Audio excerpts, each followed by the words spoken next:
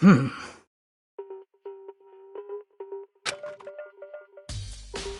So then...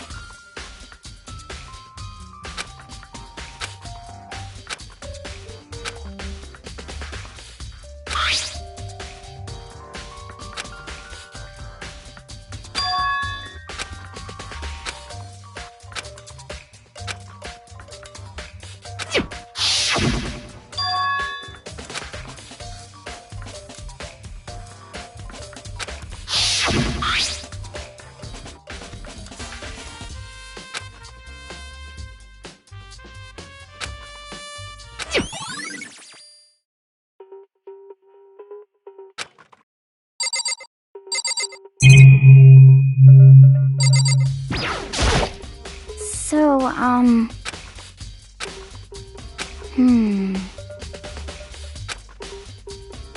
But...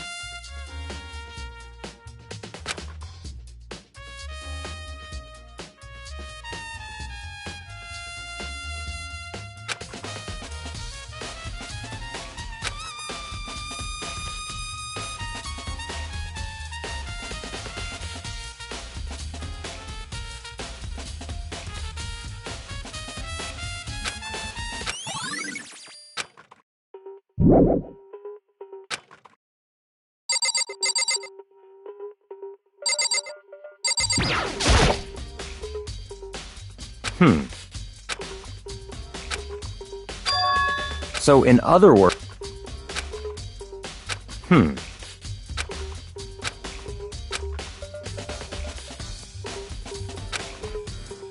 what?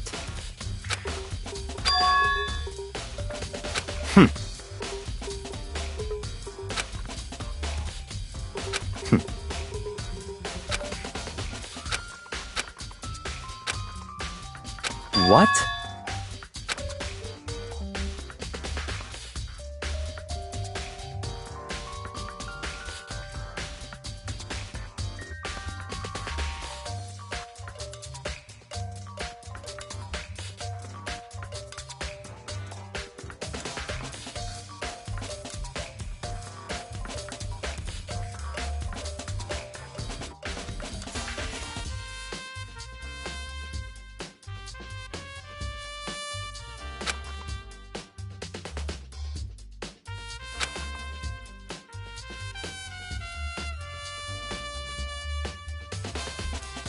I see.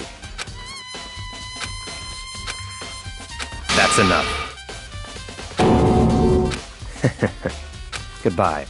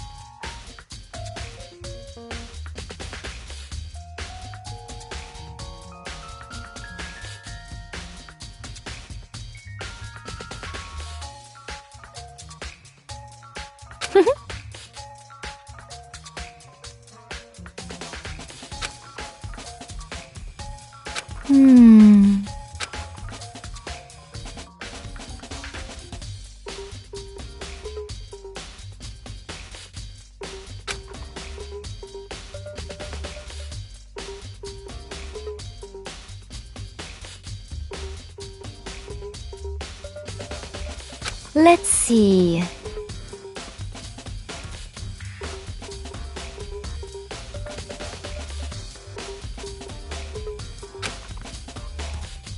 Yes, indeed.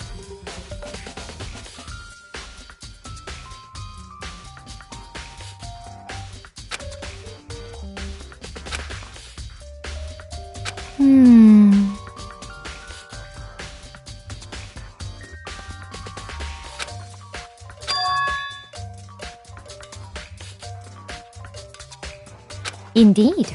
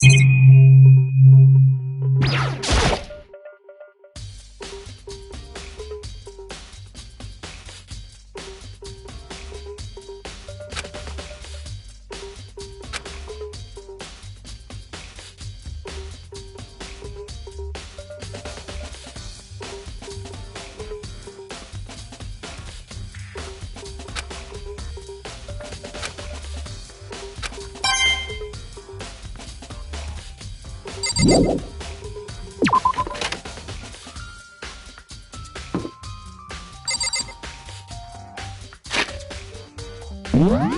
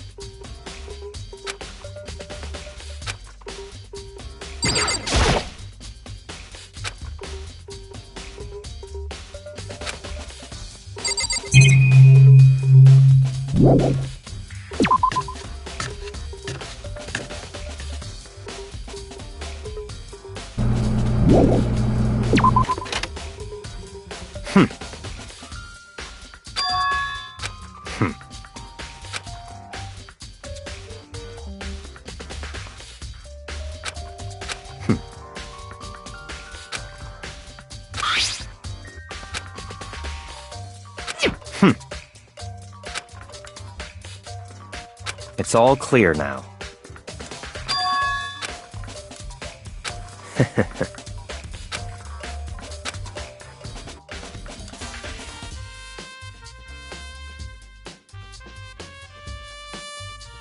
Goodbye.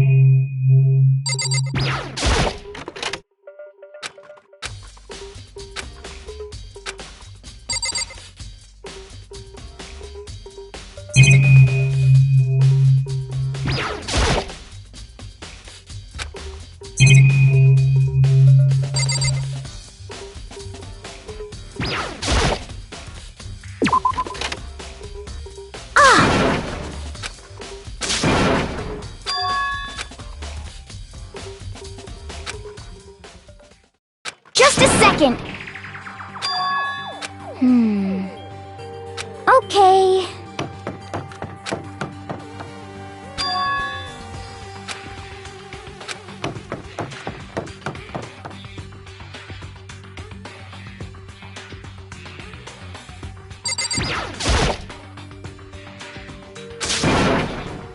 I mean...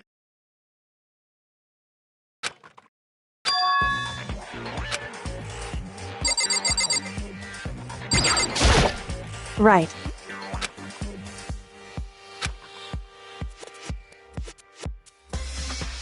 Don't be mean!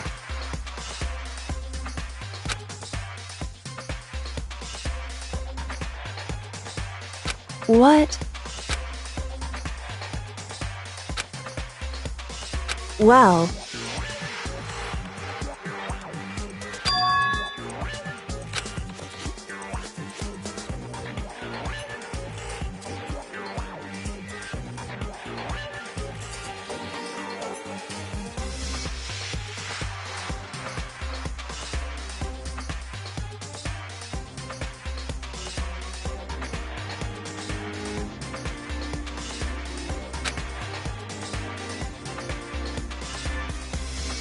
It's nothing.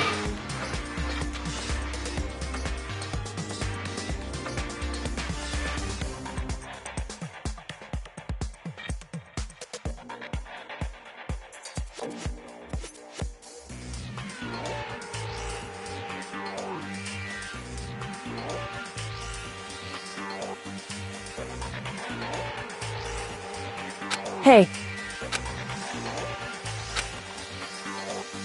And? I mean...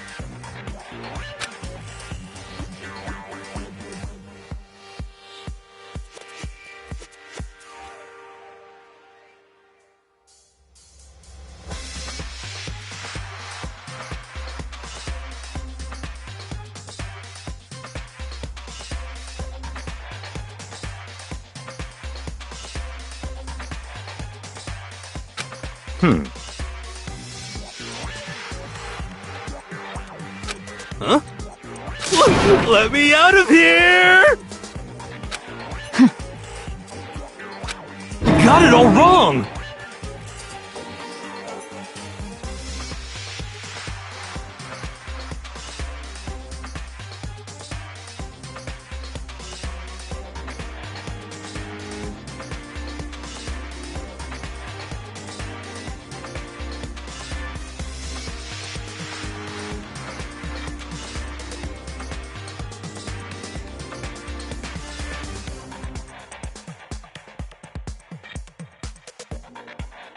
It would seem...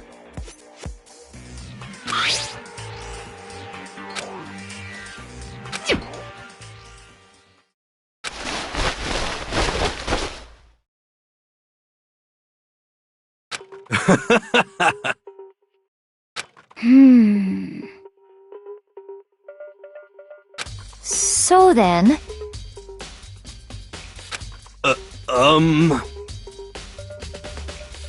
Honestly.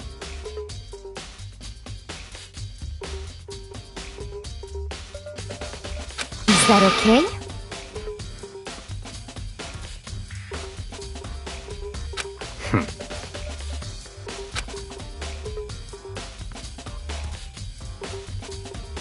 Could it be... That's terrible!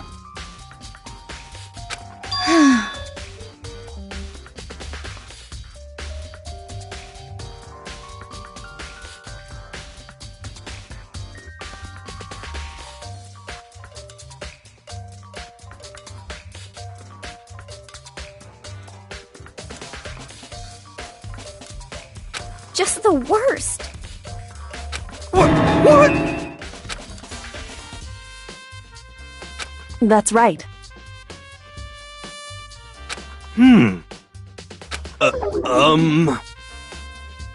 What the heck?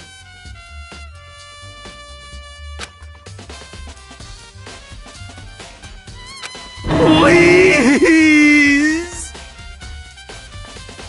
What are you saying?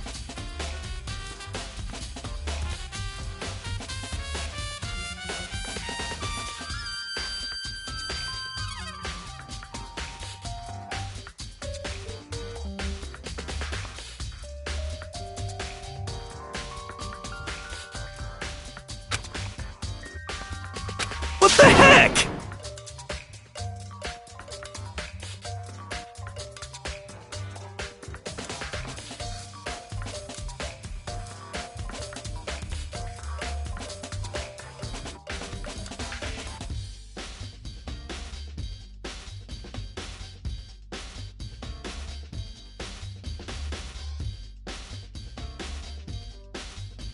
Okay.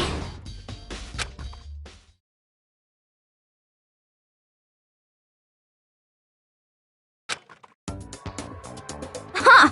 See? Look! See how loose it is? I mean, come on. I'm blind as a bat in here. Can't see my feet at all.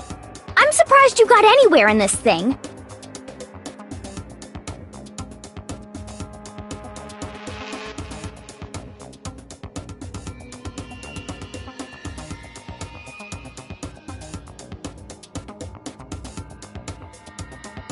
I'm telling you, it wasn't me!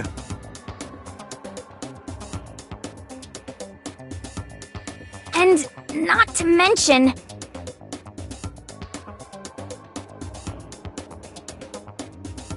you totally can't bend at the waist. Seems like... That's not a very nice thing to say. I mean, it's not like I made it. I just got caught up in the moment. Well, either way, now we know for sure, right? I mean, it seems pretty clear that nobody but Hero could have fit into this dumb costume.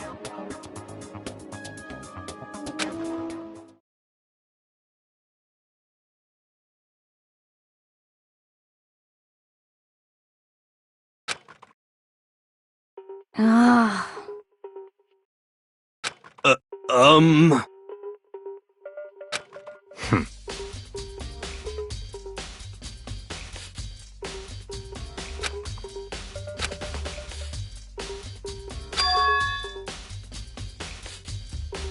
Just a second!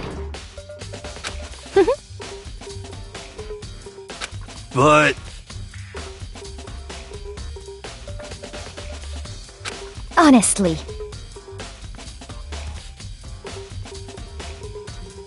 What the heck?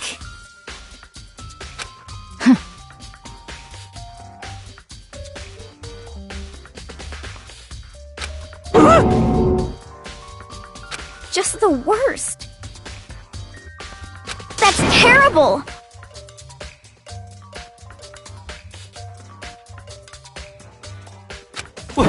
What?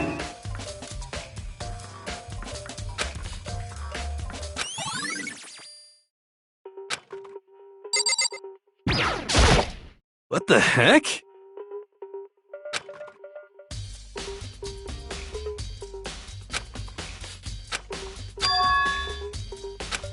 What? Just the worst. Please? Huh? How about that? So then, I'm at least 30% right. correct. Please? What the heck?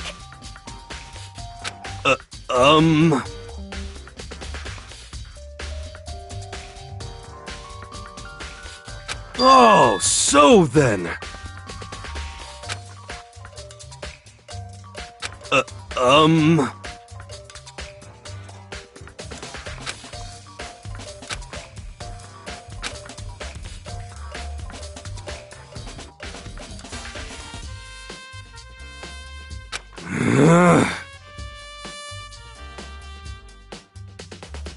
Hey. Just the worst. So, Huh?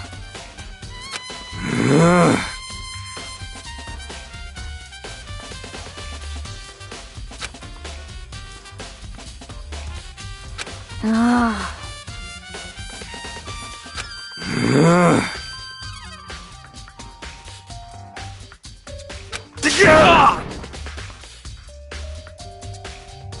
Ah. Don't be mean. Just a second.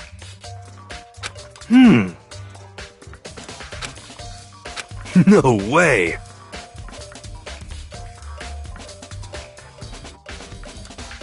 Ah.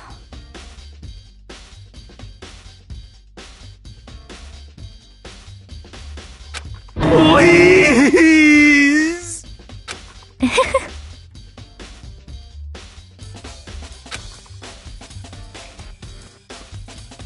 Ah!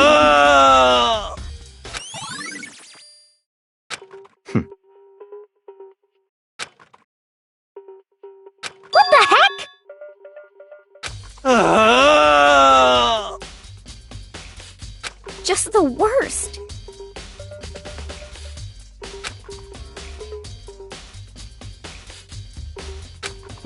Please! What are you saying?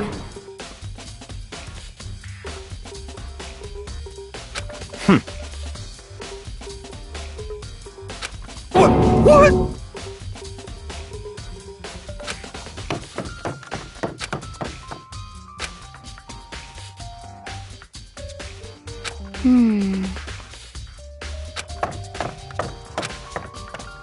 Makoto.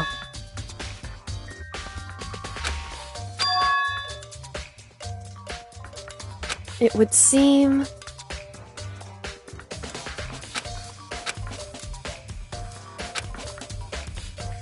Why is that? Anyway... Shall we go? Hey.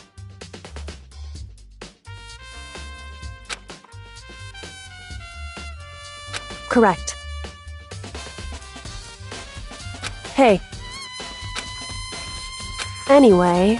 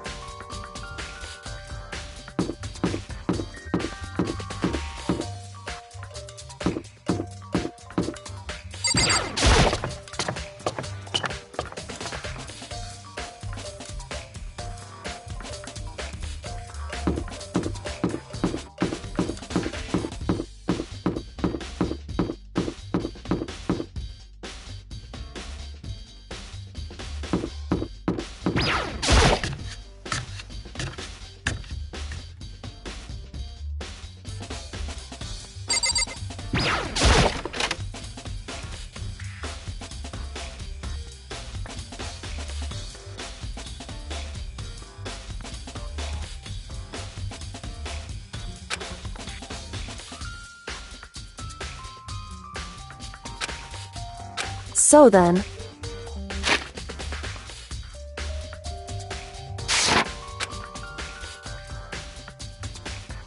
I knew it.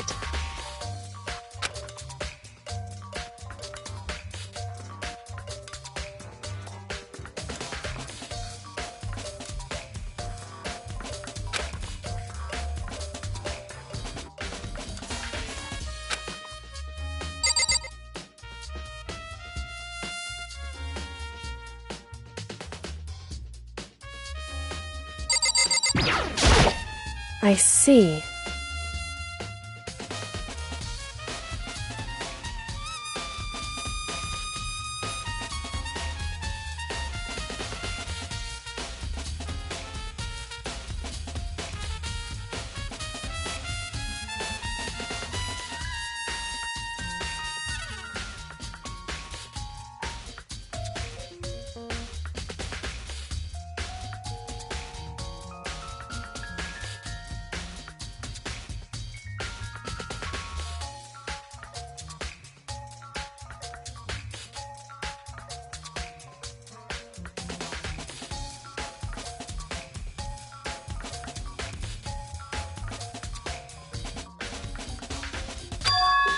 Hey.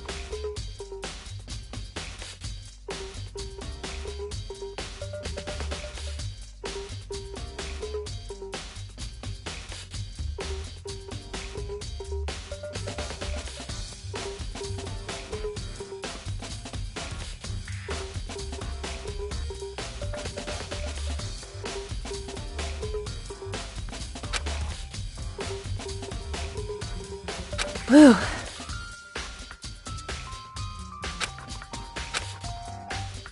So then,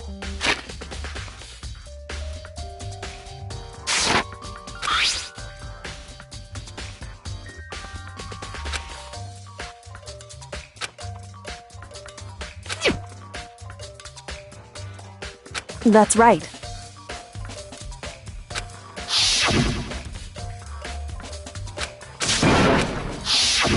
In other words,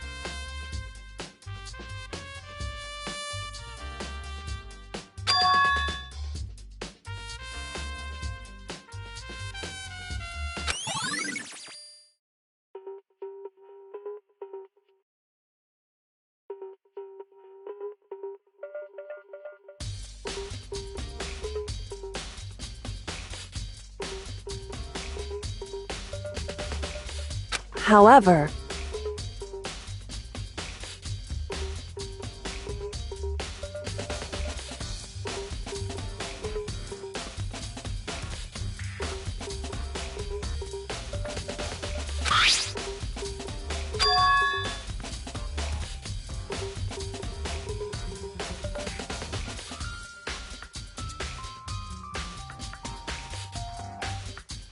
Makoto.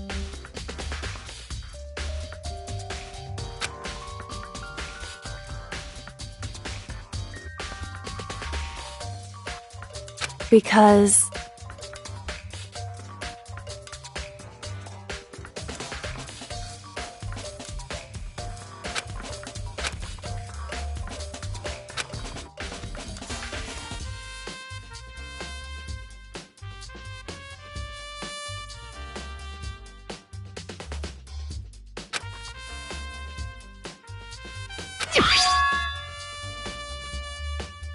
hey,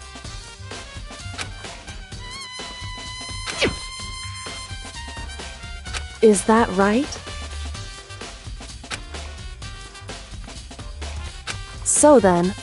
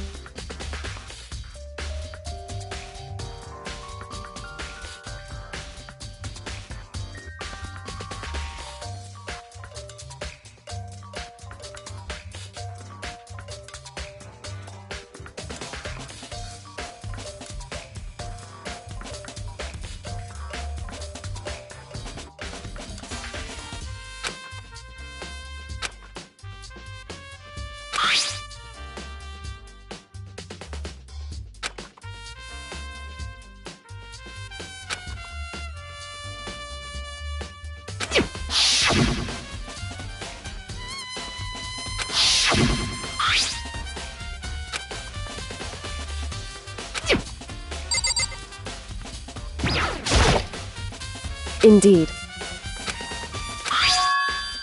That's right. Indeed. Why is that? Hey.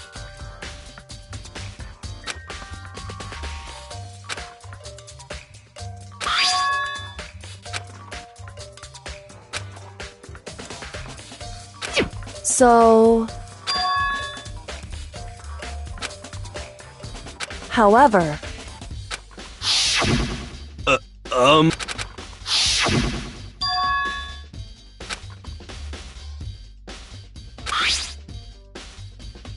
Is that right?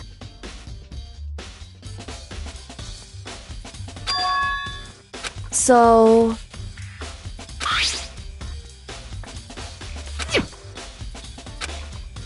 Hey. So then...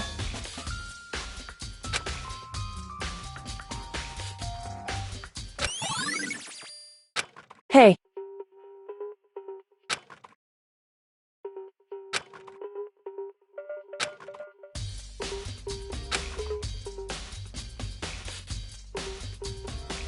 Is that right?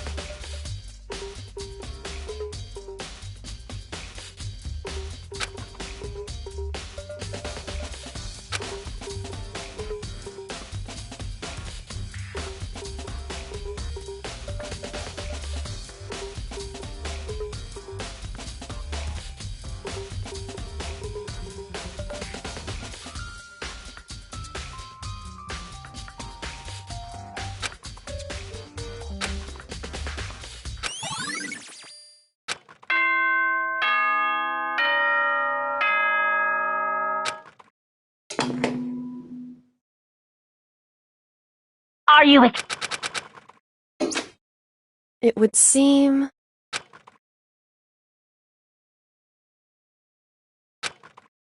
Shall we go?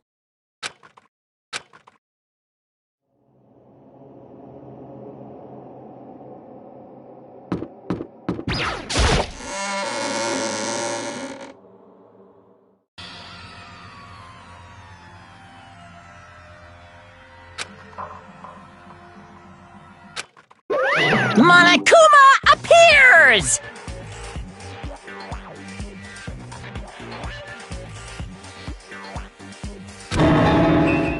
Wrong!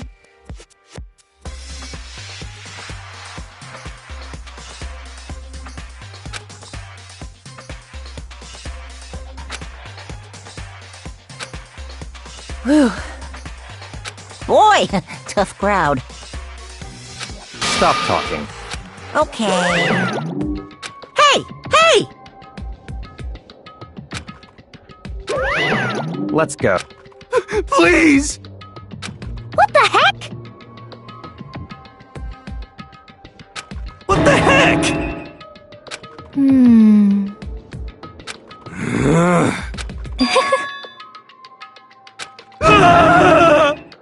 Hey. That's right.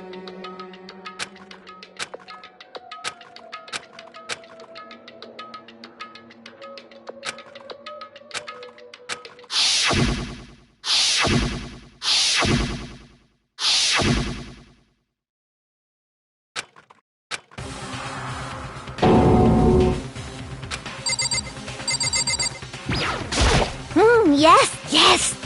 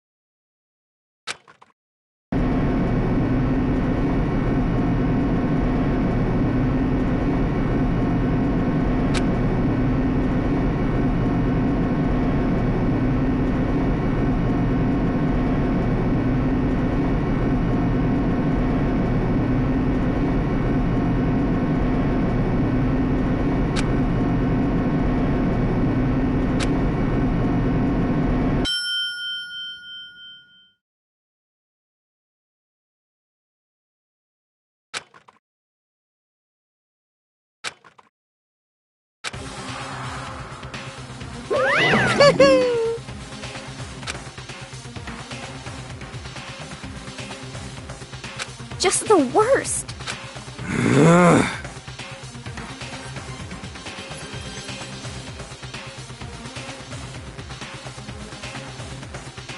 Wah-wah?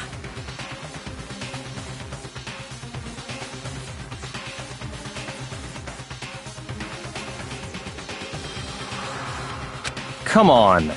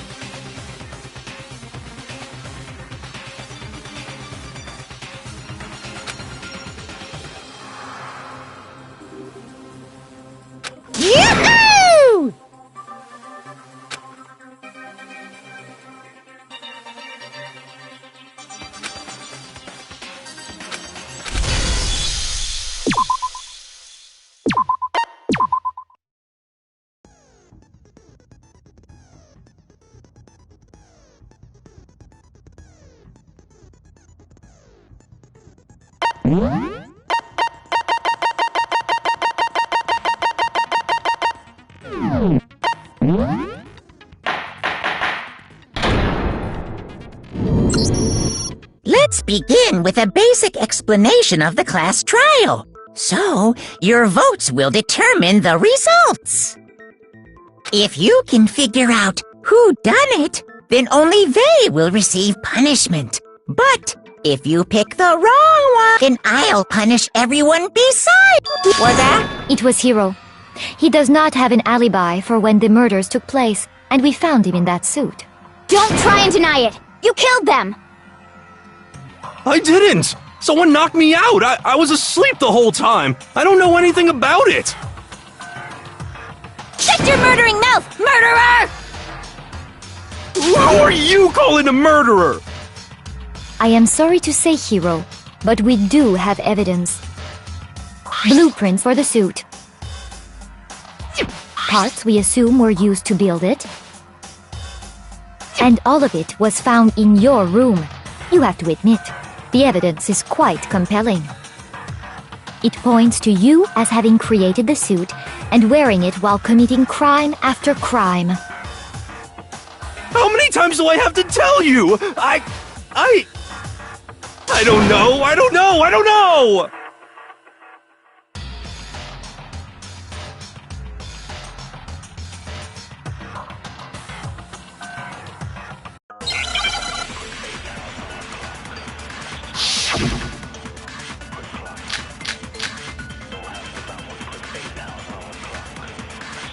Everything we found in your room. The blueprints, the suit parts, they are all proof enough that you are the culprit. I don't know anything about that stuff! It's not true, it's a conspiracy! Hiro, why? Why did you kill them? No! Just hold on a second! Everything we found in your room. The blueprints, the suit parts, they are all... No, that's wrong!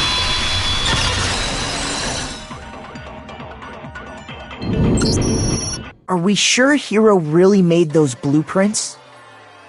What do you mean? Well, take a look at this. It's the note that Hiro wrote, asking everyone to meet up after Alter Ego disappeared. The handwriting's obviously different, wouldn't you say? When you compare it to the blueprints. There's no way you could think the same person made both of them. Unless that person made it a point to disguise their handwriting. No, the differences are bigger than that, I think. Come on! I'm not smart enough to think of trying to change my handwriting anyway. So, Makoto, are you saying you don't think Hiro's the culprit? And he's not the only one. I think Hiro's innocent as well. What? Then who was in that Robo-Justice suit? Is it like Hiro said? Was there really someone running around in a second suit? The suspicious individual hidden within the suit. Go ahead, Makoto. Tell them who it was. So, who was in the Robo-Justice suit? I got it! Other than Hiro, I can't think of anyone else it could have been. Obviously, he was the one in that particular suit, and we never found any kind of second suit. Then there can be no doubt. Hiro is the prime suspect.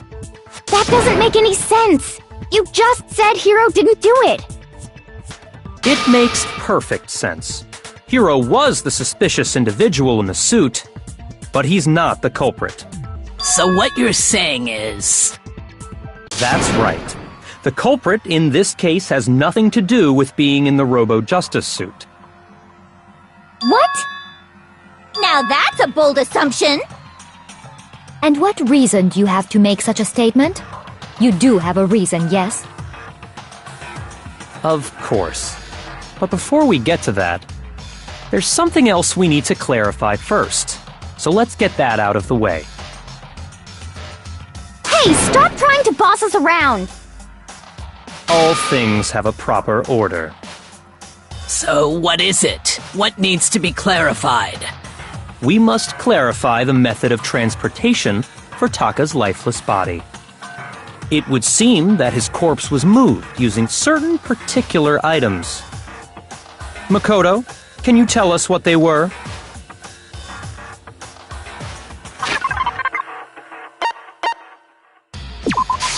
I got it!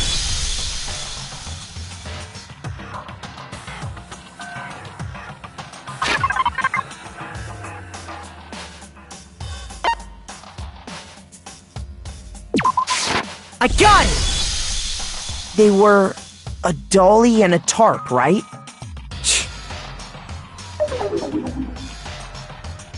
So, let's see if I can explain. Taka's body disappeared from the equipment room, and then we rediscovered it in the repository. And when we found it for the second time, it was wrapped in a blue tarp, right? It was the same tarp that, up until then, was stored in the equipment room. So the killer must have seen it there, and decided to use it when they moved Taka's body. That way, they wouldn't leave any bloodstains while they were moving it. Okay, that explains the tarp. And the dolly? Same thing. I'm sure the dolly was in the equipment room when we first found Taka's body there. But when the body disappeared, so did the dolly. Later, when Taka's body reappeared in the repository, so did the dolly. In other words, you think they used the dolly to move the body, am I right? But are you sure you are not mistaken? Huh? Are you absolutely positive the dolly was in the equipment room when we found Taka's body? That dolly was made specifically for moving large objects between the repository and the art room. It would be very strange indeed to discover it had made its way to the equipment room. Is it not possible that it was in the repository all along, and you simply didn't realize it? She's raised an objection. How do you respond? There is no shame in being wrong. Nobody expects much from you anyway. We have all accepted the fact that you rarely understand what is going on around you.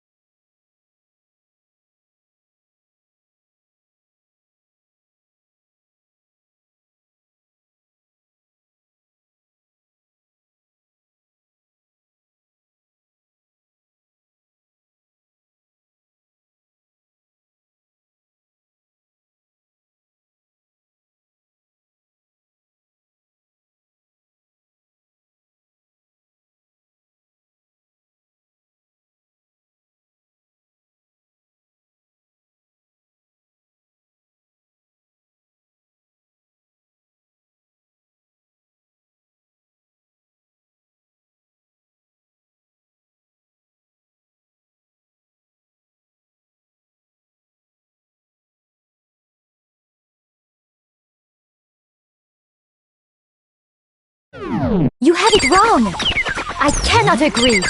You are a fool. So pathetic. Lies will get you nowhere.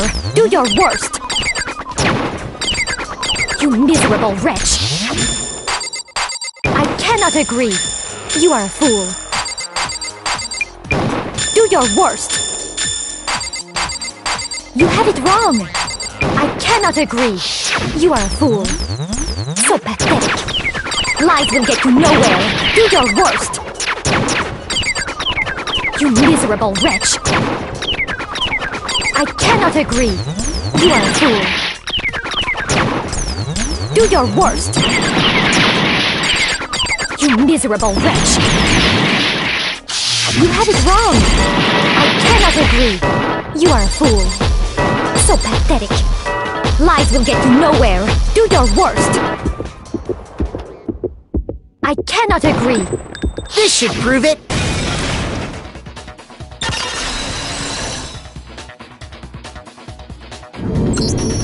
If you're asking for proof that the dolly moved, I have it right here. When I found the dolly in the repository, one of the wheels had a blood stain on it. There was a pool of blood in the equipment room with a tire mark in it that matched the dolly wheel's tread. The killer probably rolled the dolly through the blood on accident as they wheeled the body out of the room.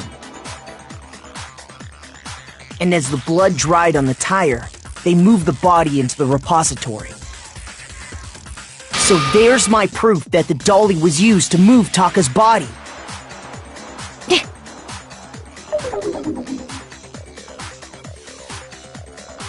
Well, anyway, that was just something we had to get out of the way. Let's get back to the main subject. Yeah, the subject of how Robo-Justice didn't do it. 'Cause if it's not a killer robot, then what kind of robot is it? I'm not sure that really matters. I'd be happy to explain why the occupant of the suit couldn't possibly be the killer. If you look back on how the body was transported, it will become immediately obvious.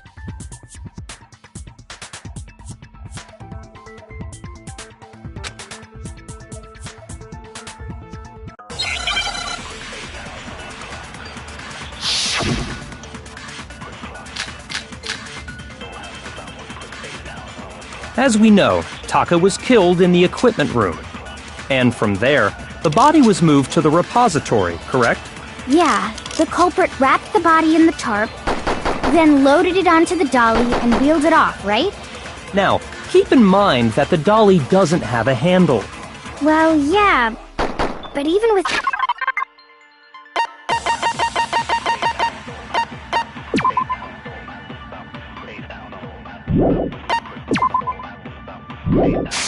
Without a handle, all you'd have to do is bend over. No, that's wrong!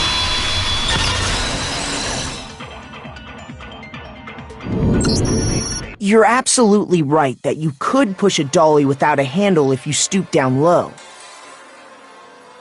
But if you were wearing that suit, do you think you could actually get into a position like that?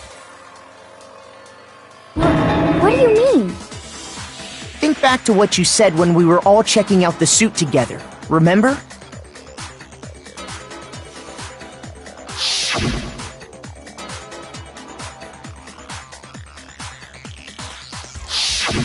When you're in that suit, not only can you not see your feet, but you can't even bend at the waist.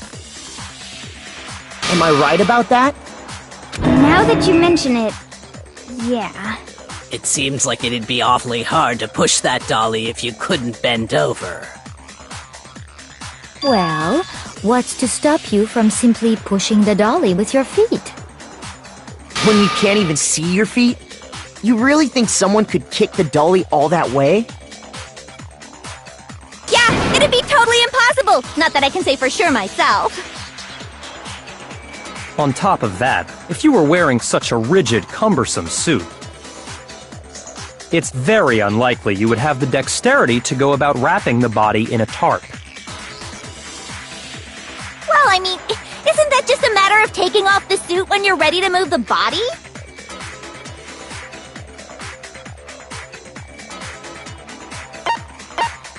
I got it! I don't think taking off the suit was an option. If you remember...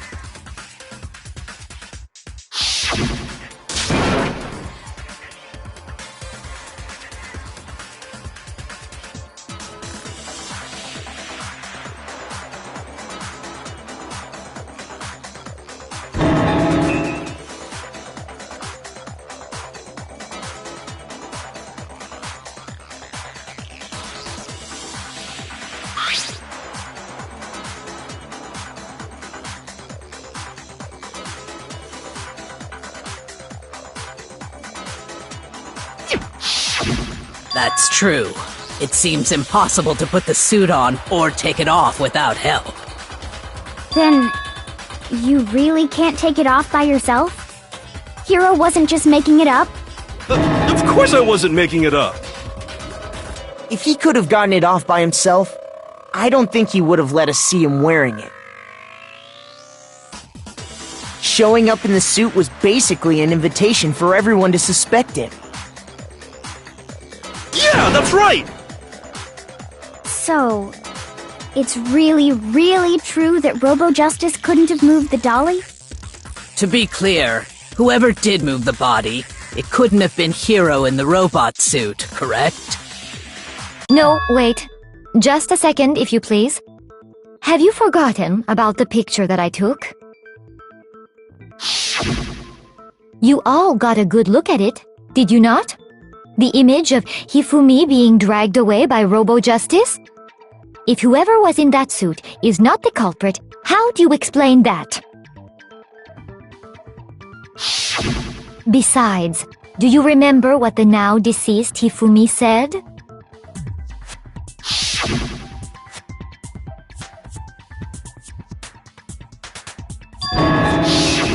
So long as those facts exist, the proper conclusion is beyond question. The individual inside the suit and the culprit are one and the same. It was Hiro, without a doubt. Yeah, that's gotta be right. Hold on a second! It's still far too early to reach that conclusion. Besides, who did it? Before we rush to a verdict, shouldn't we explore every single possibility? Instead of seizing on one viewpoint, the truth is uncovered by analyzing things from every angle. Perhaps, but where do we go from here? Let's review this series of unfortunate events from the beginning. Maybe we'll uncover something new. What a pain in the ass! I don't disagree, but our lives are on the line. If this is what it takes, we have to do it. Plus, maybe we'll get to find out where the heck Kyoko was when everything went down. All right then, let's take another look back at what happened. I suppose we could start with this morning. 4 of us gathered together in the dining hall. Makoto, Hina, Kyoko, and myself. We waited there for quite a while, but nobody else showed up, so we went to look for everyone. That was around 8 a.m. And as soon as we split up, Kyoko went missing. Soon after that, Hina found Celeste in the rec room and quickly came to get Makoto and me. It seems I was unconscious for about an hour after I was attacked by my mystery assailant. I know it was an hour because I remember being attacked a little after 7. That was when we saw Celeste's picture and discovered that her assailant had been wearing a strange costume. As it turns out, it was Robo-Justice. It also soon became clear that this same Robo-Justice had abducted Hifumi. We were soon joined in our search by Byakuya and Toko, and then went on to find Hifumi in the library. He was injured, so we took him to the nurse's office and resumed our search for the suspect. But not long after leaving the nurse's office...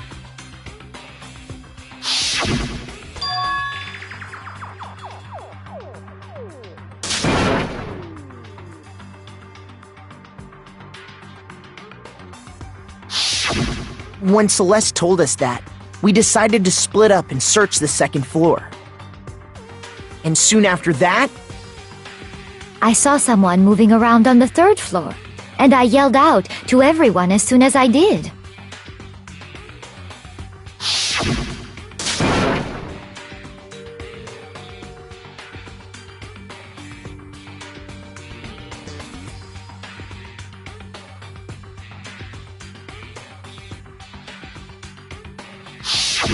and then...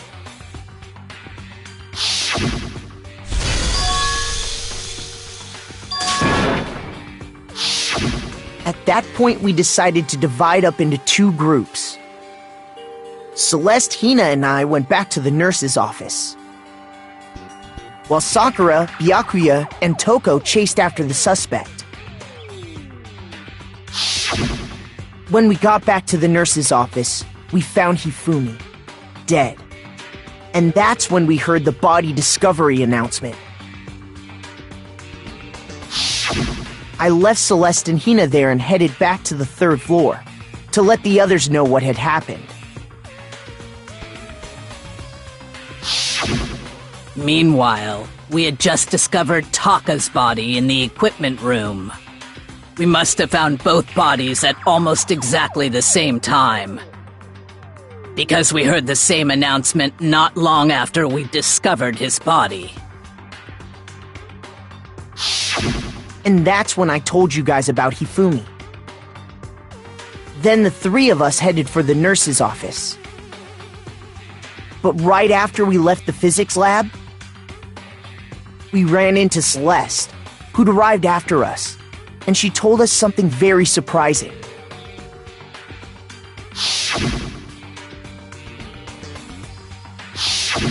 We rushed back to the nurse's office and saw that she was right. Then we remembered we'd left Toko passed out in the equipment room, so we hurried back again.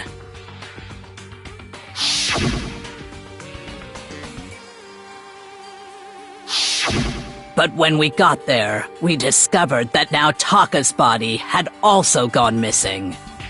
Next thing we knew, we were searching the school for two missing dead bodies. And after some time... Celeste informed us that she'd found the bodies, and we all headed to the repository, which is where we rediscovered the corpses.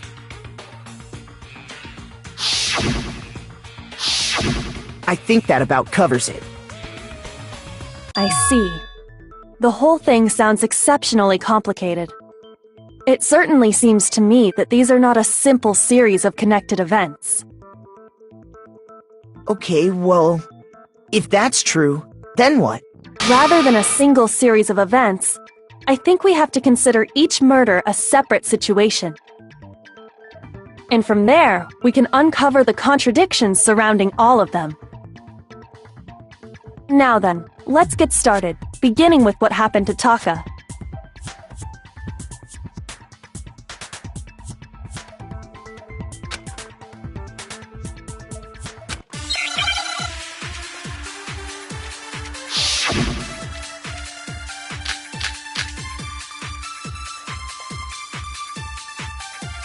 So, regarding Taka's death, I wonder if he died before Hifumi, or perhaps it was after? We already know what order they were killed in. Taka came last. What makes you say that? Because of the numbering of the Justice Hammers. It's true that Hifumi was killed with Justice Hammer 3, while Taka's death came from a swing of Justice Hammer 4. See? So it's obvious Taka came after. So, I wonder if he died, or perhaps it was... We already know what order Taka came last. What makes you say... Because of the numbering of the Justice Hammers. Shoot! So, I wonder if... Or perhaps it was after? We already know what order they were killed in. Taka came last. What makes you say that? Because of the numbering of the Justice Hammers. It's true that Hifumi was killed with Justice Hammer 3, while Taka's death came from a swing of Justice Hammer 4. See? So it's obvious Taka came after.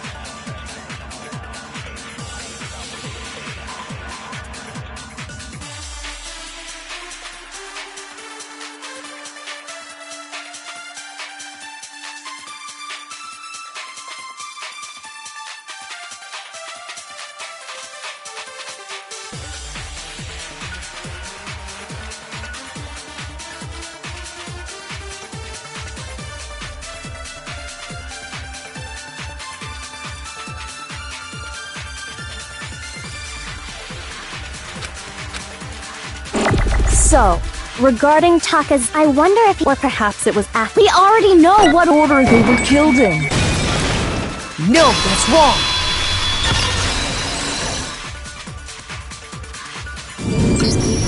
Hold on. There's no reason to assume that the hammers were used in the same order as their numbers.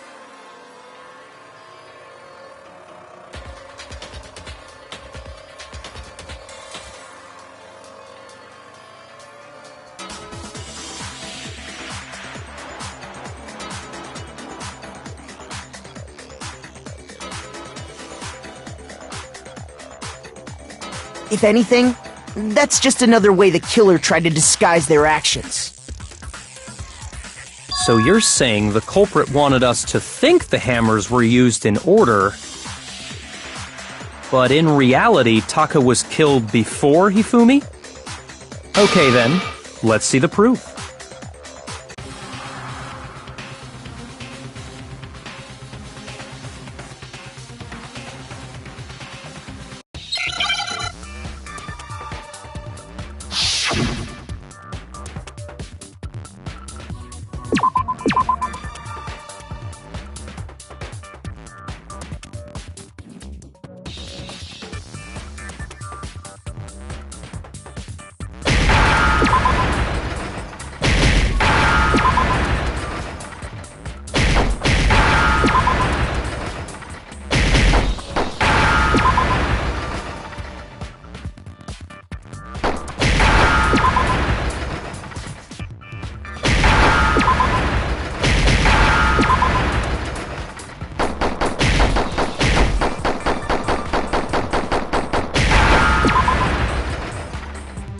Now I understand!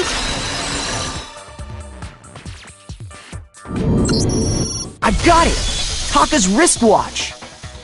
See? Look! It broke with the hands pointing just past 6 o'clock. It must have gotten broken when he was attacked by the killer. Because as of last night,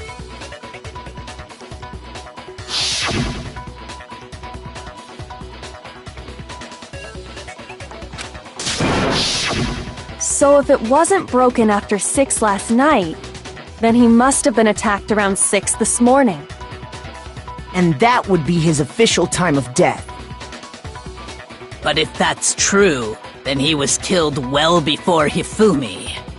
And before Celeste was attacked this morning, which happened around 7. That's right. Taka was killed before any of the other incidents took place. That simple fact slipped past all of us. We made the wrong assumption about the order of events, all because of those justice hammers. That's exactly why the culprit wrote the numbers on each hammer and had them increase in size.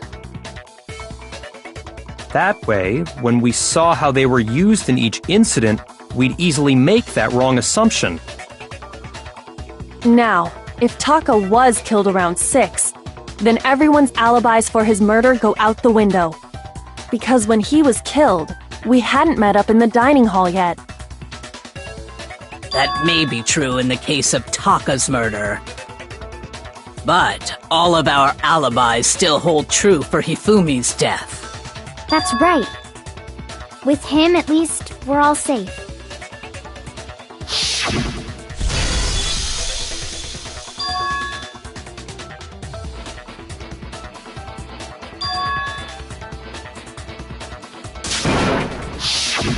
When we heard Hifumi screaming, we were all together.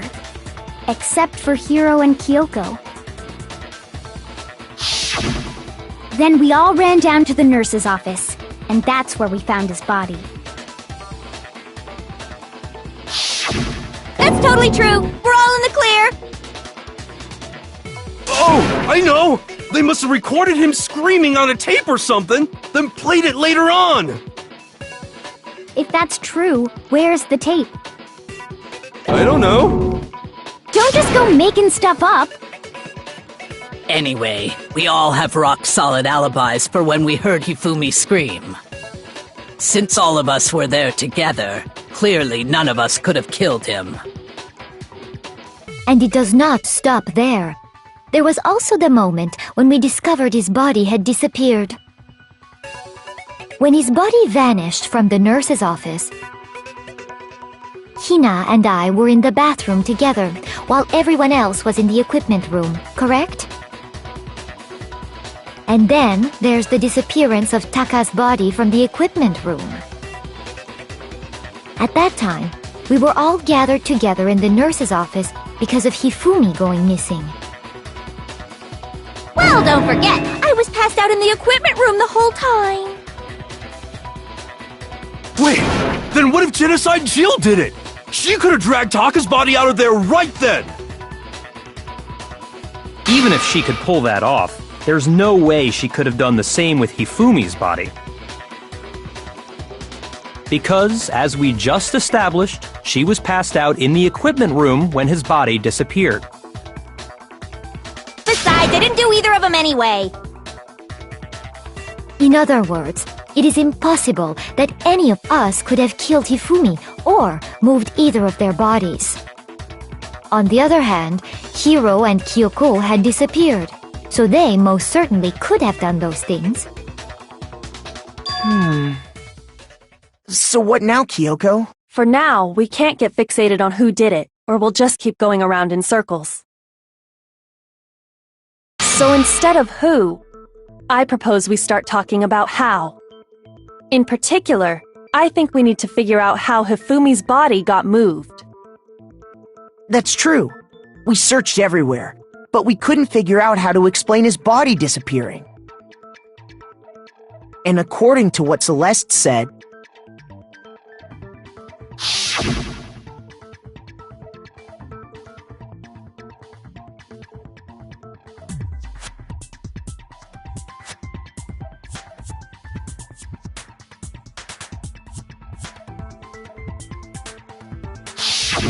his body apparently disappeared in the 1 minute her and Hina took their eyes off of it. But to carry that much weight from the first floor up to the third in that short amount of time? Oh man, yeah! There's no way! It'd be impossible! Well, what if I told you there was a way to make the impossible possible? What? How? If the dead body were to move itself. The dead body moved on its own? No! Not another ghost! I don't think it has anything to do with the occult. I think what she's implying is, we thought Hifumi was dead, but perhaps in reality he was still alive. He was alive? Are you saying Hifumi wasn't carried out of the nurse's office, but simply walked out on his own? But I mean, we found his body. He was dead. Perhaps he was simply playing dead. That it isn't possible.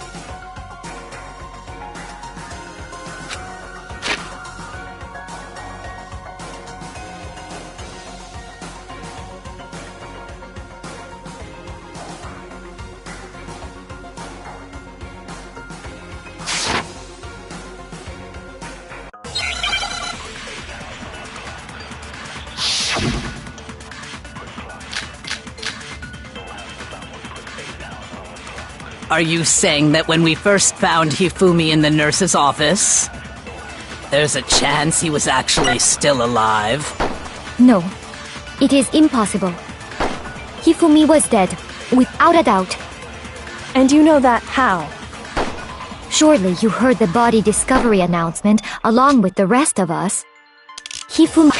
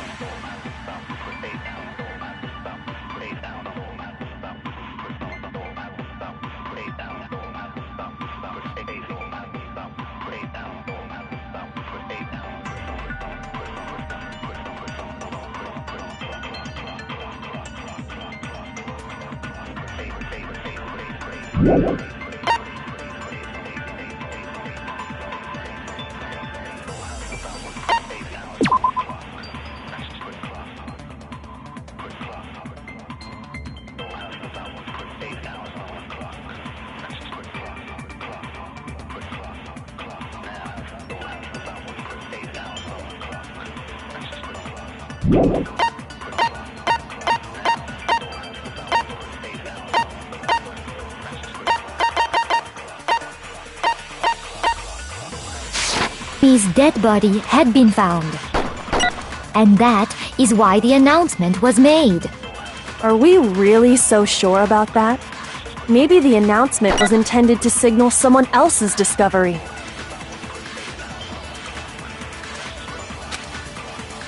Are you saying that when we first found Hifumi in the nurse's office, there's a chance he was actually still alive? No, it is impossible. Hifumi was dead, without a doubt. And you know that how? Surely you heard the body discovery announcement along with the rest of us. Hifumi's dead body had been found. And that is why the announcement was made. Are we really so sure about that? Maybe the announcement was intended to signal someone else's discovery.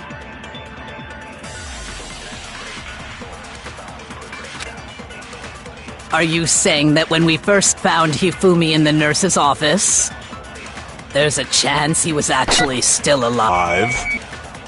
No, it is impossible. Hifumi was dead, without a doubt. And you know that how? Surely you heard the body discovery announcement.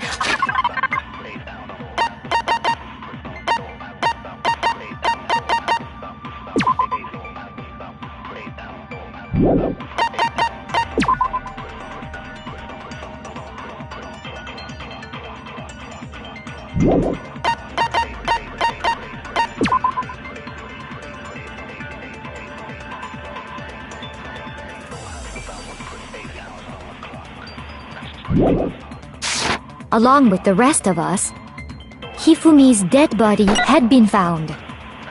And that is why the announcement. Are we really? Maybe the announcement was intended to signal someone else's discovery. Are you saying that when we first found Hifumi in the nurse's office, there's a chance he was No. It is Hifumi was dead. And you know that how?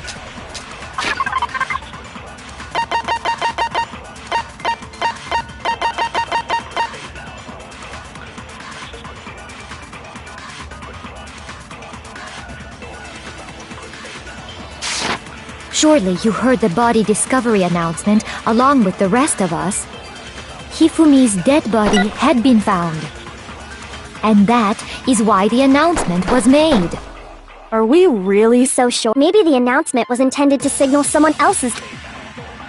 Are you saying that when we first found Hifumi in the there's a chance he was actually still alive?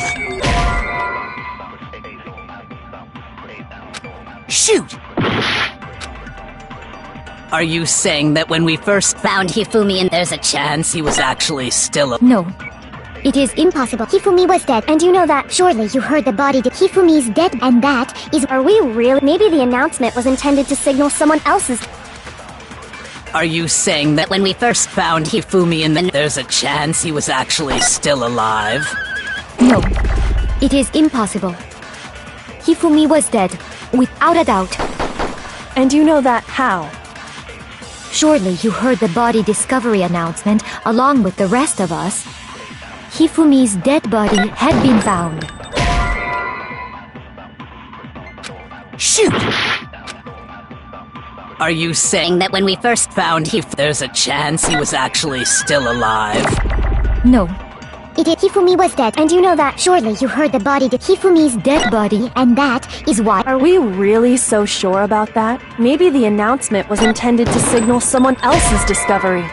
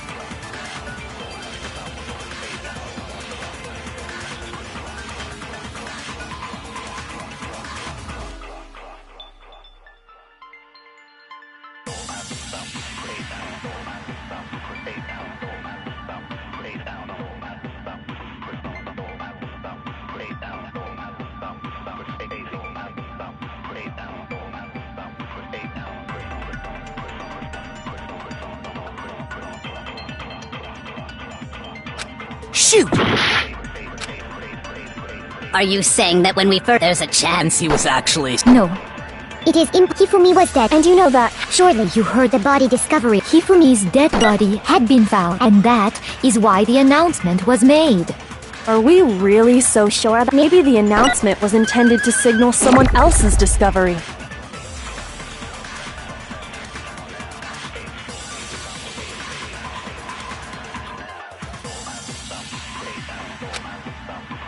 Are you saying that when we first found Hifumi and the nurses, there's a chance he was actually... No. It is impossible. Hifumi was dead. And you know that how? Surely you heard the body discovery announcement. Hifumi's dead body had been found. No, that's wrong!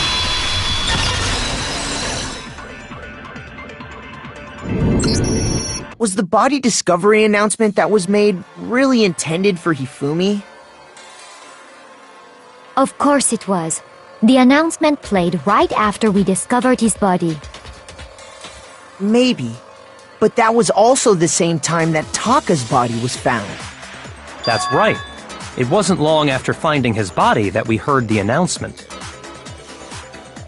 So there's a good chance we've made a mistake in there somewhere.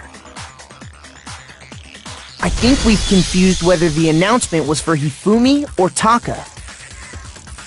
First of all, if 2 bodies had been found, there really should have been 2 announcements.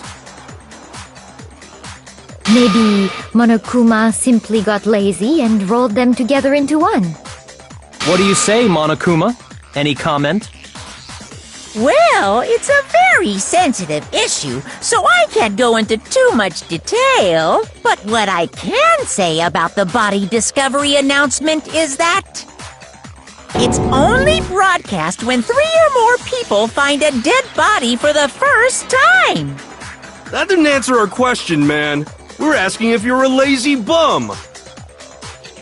No, actually, that was plenty. Huh? He said it's only broadcast when a body is discovered for the first time, which means even if we find the same body again later, he won't make the announcement again. If that's true, then why was the announcement made again later on? Huh? Later on? Exactly. We heard the body discovery announcement twice.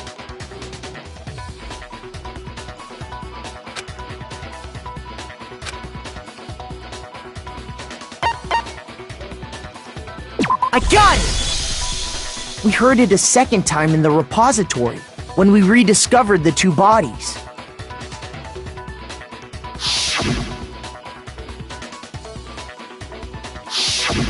It didn't seem weird at the time, but it contradicts what Monokuma just told us, doesn't it?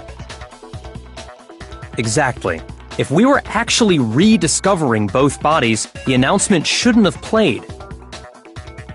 Then in reality, when the 2 dead bodies were rediscovered, one of them was actually being discovered for the first time.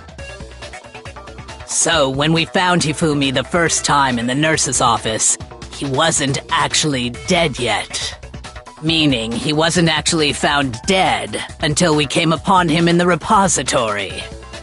And that's just part of it. There's one other thing that leads me to believe he was still alive in the nurse's office.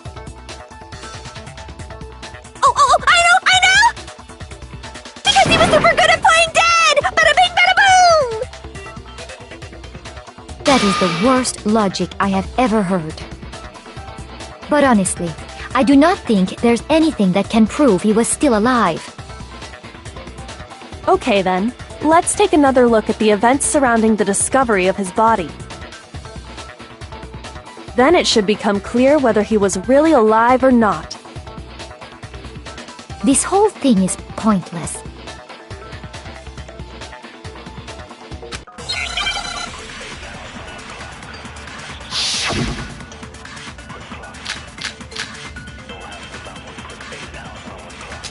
Well, here's one thing we do know. The first time we found Hifumi's body was in the nurse's office. And then, while me and Celeste were in the bathroom, his body disappeared. And the next time we saw his body, it was in the repository. But when you compare his body before being moved and his body after being moved, other than the change in how it was positioned, there was no notable difference. No, that's wrong!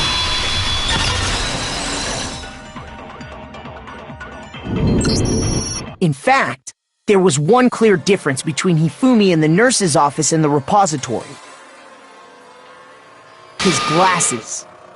That fact alone proves that he was only playing dead in the beginning. Perhaps you'd like to fill the rest of us in?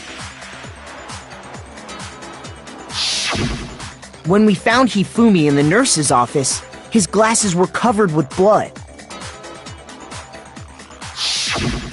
But when we found him again later in the repository, they were spotless. And I found the item he used to wipe them clean in the nurse's office trash can.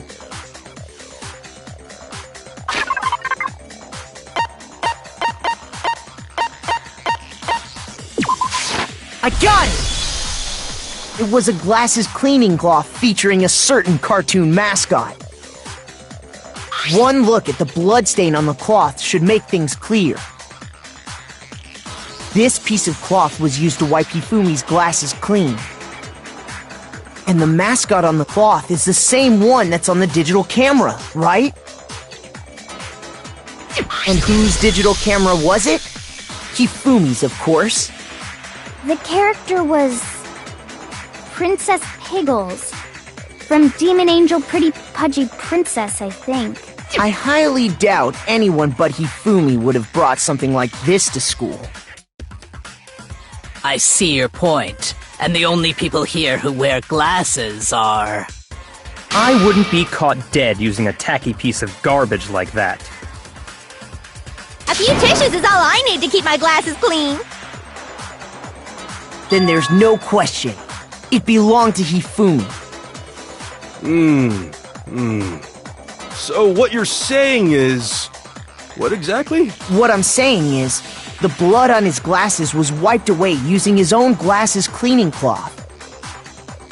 Even if that is true, it does not mean he wiped the blood off himself.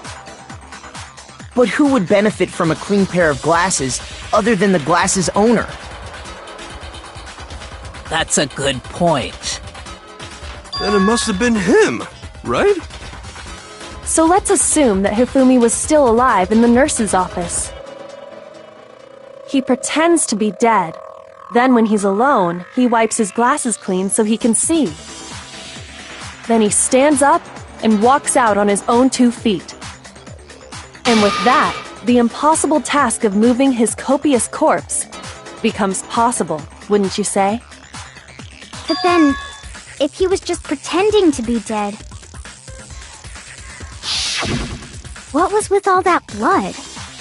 Was it paint or something?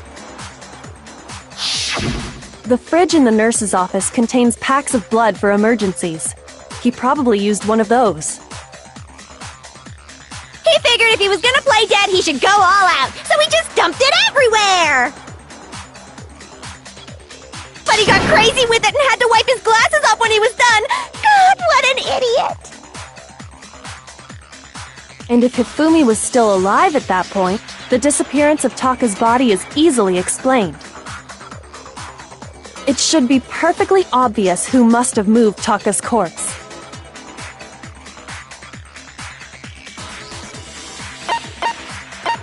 I got it! It could only have been Hifumi. While we were all gathered in the nurse's office, he went to the equipment room and took Taka's body. That also explains how the door to the repository got locked. The door was locked? Well, after the bodies disappeared, we all went looking for them, right? So me and Sakura headed for the repository. But when we got there, the door was locked. And the repository door can only be locked from the inside. Which means, when Hina and Sakura got to the repository, someone was already inside. And it could only have been Hifumi, who just finished stashing Taka's body there. He convinced us all he was dead, and when he saw his chance, he dragged Taka's body to the repository. So, Hifumi wasn't just another victim in this case. He was one of the assailants. But that means he took part in the murders. I just can't believe it. If you're having trouble, would you like me to show you one more piece of evidence?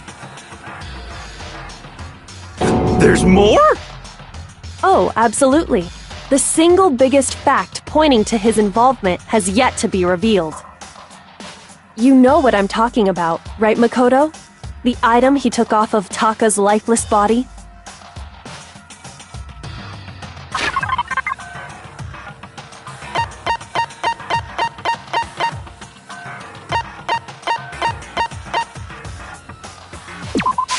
I got it!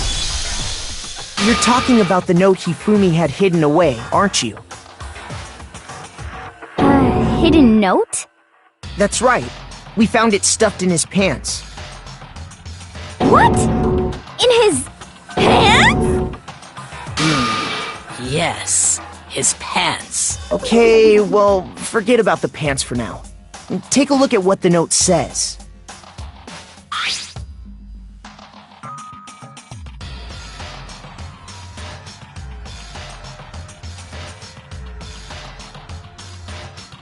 In other words, the killer got in touch with another person besides Hiro.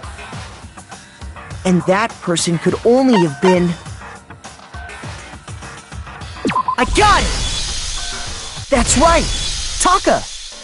The killer used this note to draw out Taka and murder him. Hello? Over here! Objection! Objection! I don't really understand what's going on, but Hifumi had that letter, right?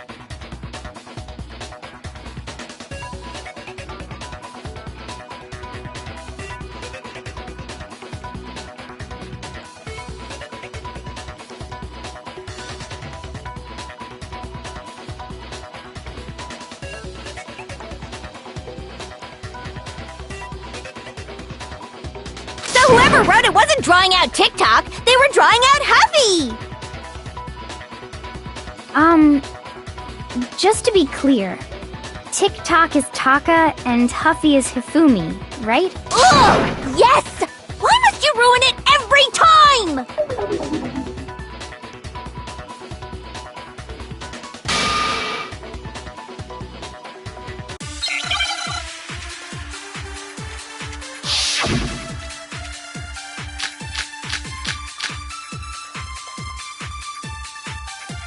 Huffy had the note, right? Then the person it was intended for must have been Huffy! But remember what the note said. What time did it say to meet? 6 a.m., I believe. The time doesn't matter! The note has nothing to do with TikTok!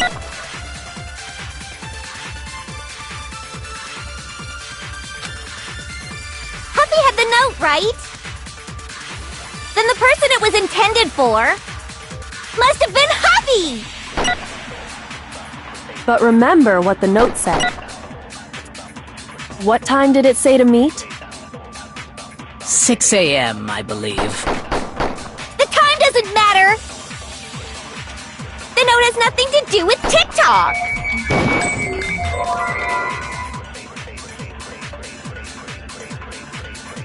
Huffy had the note! Then the person it was must have been Huffy! But remember what time did it 6 a.m. The time doesn't matter! The note has nothing to do with TikTok! No, that's wrong!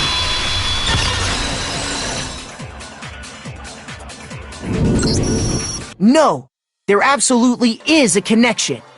What the hell are you talking about? The note said to meet at 6 a.m., which is the same time Taka was murdered. We've already proven that using his wristwatch. But there's more. Look where the note says to meet. The equipment room, right? Which is where Taka was killed. I see. So, Taka was murdered at both the time and place written in the note. I think that should be plenty to show that this note was definitely meant for Taka. Well, when you put it like that... No further objections! Then someone used that note to trick Taka, just the same as me.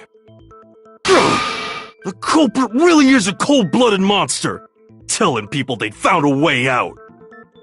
But if they gave the note to Taka, what was Hifumi doing with it? Stuffed down his pants, no less! Most likely, Hifumi stole it off Taka's corpse after he died. Huh? He stole it? Where's your proof? Go ahead, show us.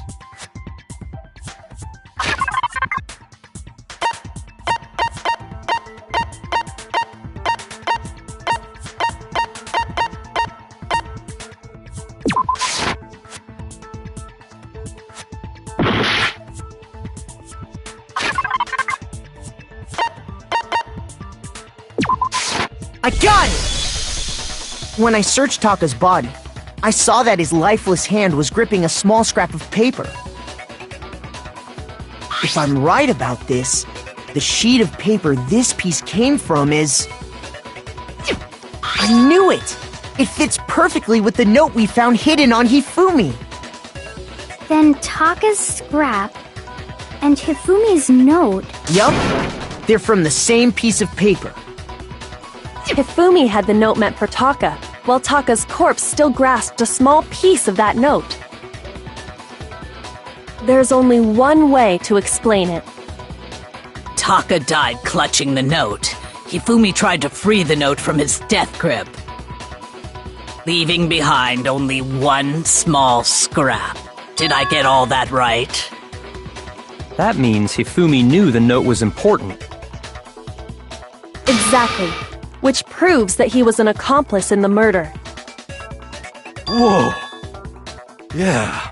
After seeing all this, Hifumi was super involved in this whole thing for sure. In fact, he was behind the whole thing. In fact, he's still alive!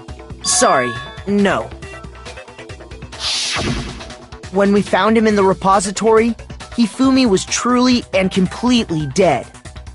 The second body discovery announcement proves that. So then, who killed Hifumi? Whoever did is the mastermind, the true killer. He was killed in the repository, so he must have been killed not long after transporting Taka's body. So, he must have been killed after Taka's body vanished, but before we found both bodies in the repository. During that time, we'd all split up and were searching for Taka's missing body. In other words, during that time, none of us have alibis. Wait, but me and Sakura were together. Stop trying to steal the spotlight, you stupid walrus! Who are you calling a walrus? Anyway, when they were killed bothers me too. But there's something that's been bothering me even more. And what might that be? The weapon they used to kill Hifumi! The weapon? Yeah, because I mean, according to the Monokuma file, the way Taka and Hifumi were killed was almost the same, with them having similar fractures and all. But Justice Hammer 3 and 4 were still laying around in the nurse's office and equipment room, right? So if Hifumi was killed in the repository, the culprit would have had to grab one of the hammers, kill Hifumi, then put the hammer back where they found it. But wouldn't that be seriously risky for him? I'm surprised. It seems there's some semblance of a brain knocking around that skull of yours after all. Hell yeah, it's packed in there good and tight. He's right, though. I don't understand it either. The Monokuma file makes it clear that they were killed using similar instruments. But if the hammers were already laying around those other rooms, So the question is, how could the culprit have gotten their hands on either of the hammers? Personally, I haven't a clue.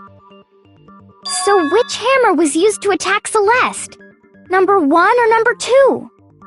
Those were accounted for in other rooms too. And I don't think either one is big enough to kill someone. Then, Is it not possible they used a different weapon? I don't think it is possible. They were both killed with the same kind of thing, right? So then, what was used to kill Hifumi?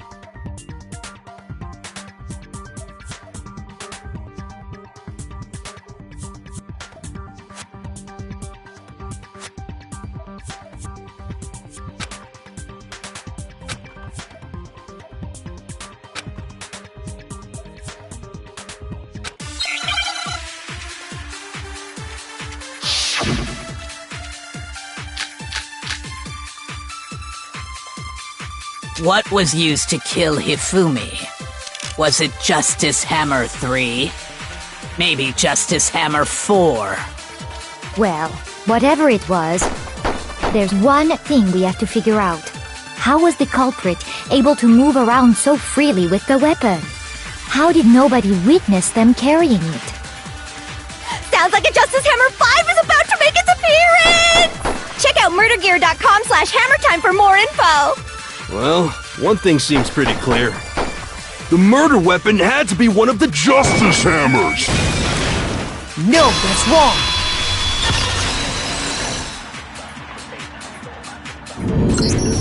The murder weapon wasn't a Justice Hammer at all.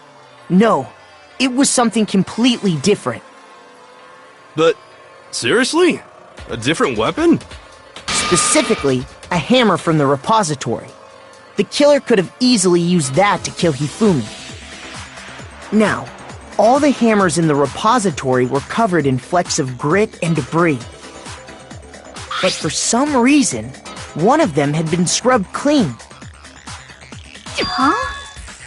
And the reason it had been scrubbed clean was most likely because it was used to commit murder. If the hammer got covered in Hifumi's blood, of course they'd have to clean it off. I'd also like to point out that the repository has all kinds of hammers. Big ones, small ones, and even some flat mallet-like ones. I think whoever made the Justice Hammers used those as a basis for their design. If that's true, that would explain the Monokuma file's note about the wounds being similar. So Hifumi moved Taka's body to the repository, where someone then used a hammer to kill him. And whoever did that is the true killer. The one Hifumi was working with. And the one who betrayed him. Hold on a moment. I still think it's strange to assume someone was working together with him. The way the graduation rule works, there is no benefit to helping someone else carry out a murder. So the idea that anyone would work together like that is simply ludicrous. We talked about this, did we not?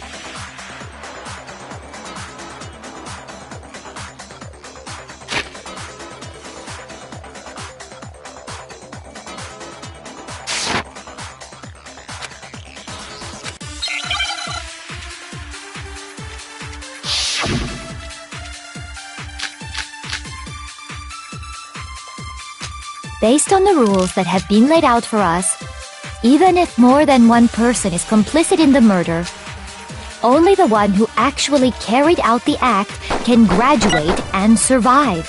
Assuming the rule holds true, it is simply impossible that two people work together on this.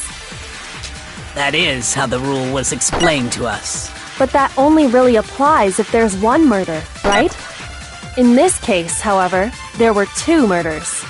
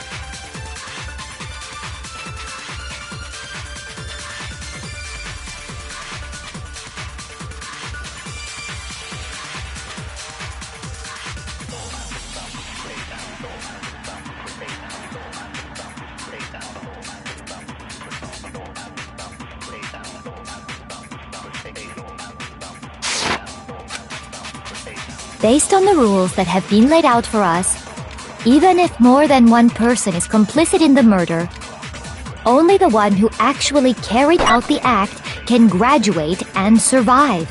Assuming the rule holds true, it is simply impossible that two people work together on this.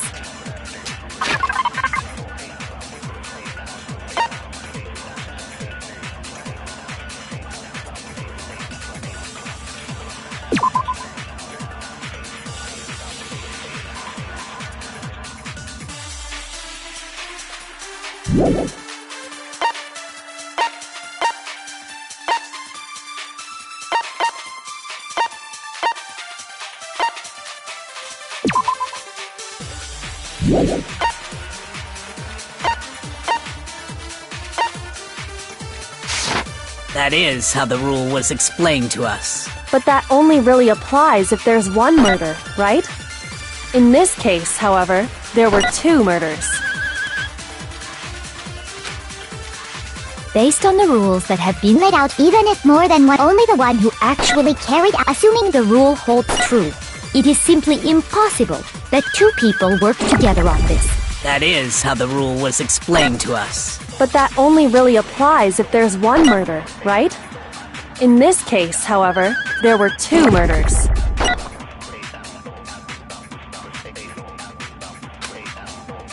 Based on the rules that have been laid out for us, even if more than one person is complicit in the murder, only the one who actually carried out the act can graduate and survive.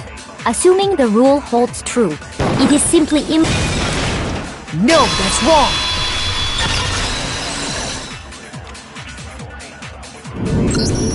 Since there were two murders, it's at least plausible that more than one person was involved. What do you mean? If there'd only been one murder, then yes, the idea of an accomplice isn't really worth considering.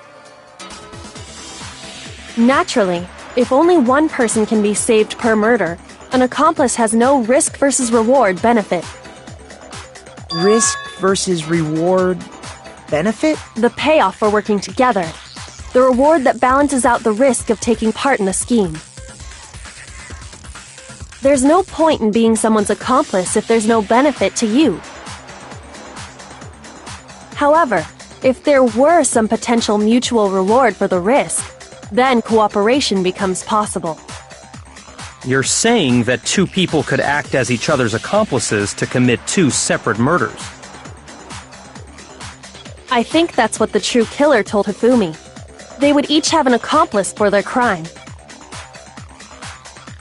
And based on the case's events, Hifumi would have been the first one to act, murdering Taka. They made him carry out the first murder so he couldn't back out of helping them later on. So in this case, there wasn't one single person committing multiple murders. Instead, each person killed someone, creating two separate incidents.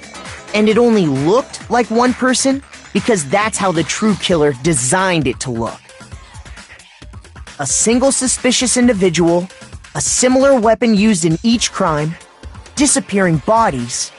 By creating one seamless set of circumstances, they made it look like one person was behind it all. The mastermind picked their target and managed to convince him to go along with their plan. And then, to avoid the no accomplices rule, they simply killed their accomplice. Which, if true, means that betraying Hifumi was part of the plan from the very beginning. That's just awful! How could anyone be so cruel? You think so? I can't help but admire its cunning. Still, their choice of accomplice seems odd.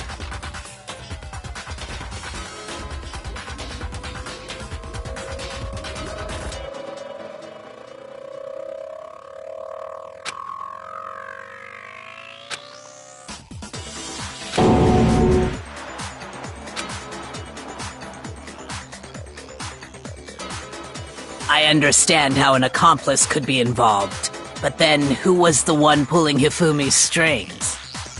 That's problem numero uno right now!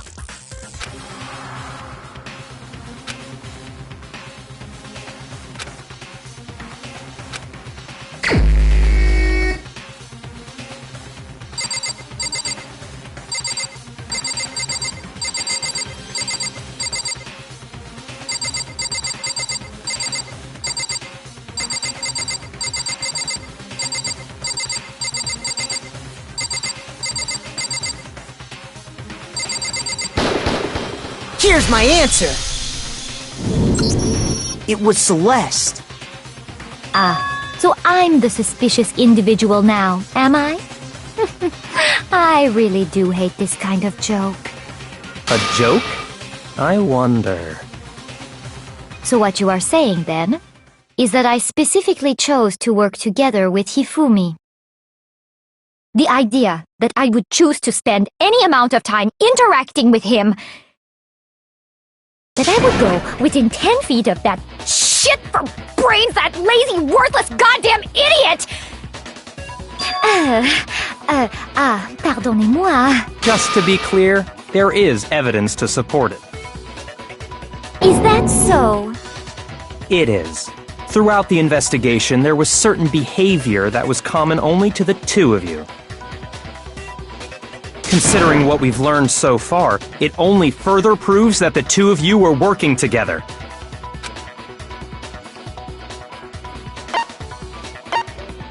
I got it! The behavior they had in common has to do with the suspicious individual in the suit, doesn't it? The only ones who ever actually saw Robo-Justice firsthand were Celeste and Hifumi. Shush, the adults are talking now. Sorry. As he said, only Celeste and Hifumi ever laid eyes on the costumed individual. If we accept that Hifumi was one of the culprits, we can't help but suspect what Celeste has said as well. Are you saying everything they told us was a lie? After taking Hifumi to the nurse's office, we all began our search for this individual, correct? And not too long after that, do you remember what Celeste said?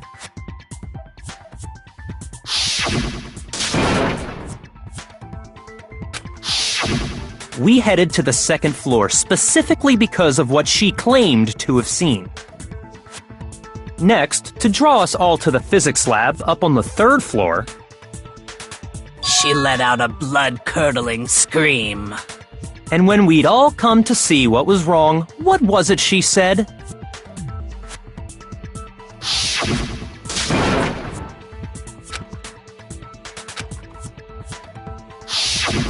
Once she'd done her job of getting us all up to the physics lab, it was time for her partner to get to work.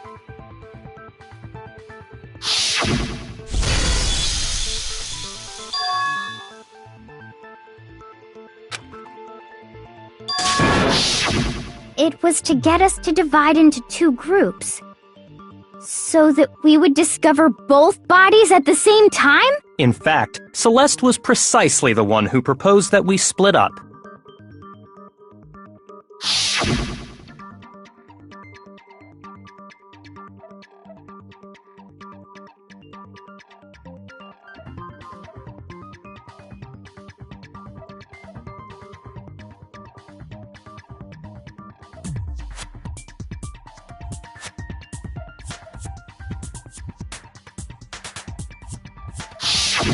Well, if Celeste and Hifumi were working together, all those chance events suddenly become connected.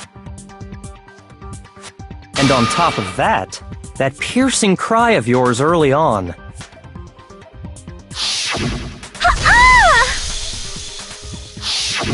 That was to signal Hifumi, wasn't it? It was your way of telling him, we're on the third floor, everything's going according to plan. Why else would you let out a scream that could have carried across the sea? I just realized another strange thing. When we found Hifumi in the nurse's office, who we now know was only pretending to be dead,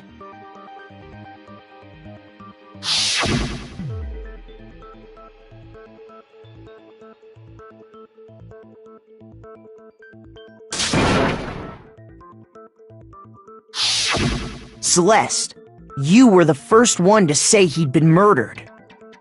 You wanted to make sure we wouldn't have any doubt in our minds. I don't believe it! Everything! The whole thing was one big act! Hina, you were with Celeste when Hifumi's body disappeared, right? Yeah? I was feeling kinda sick, so Celeste took me to the bathroom. Wait! Then that was... She wasn't worried about you.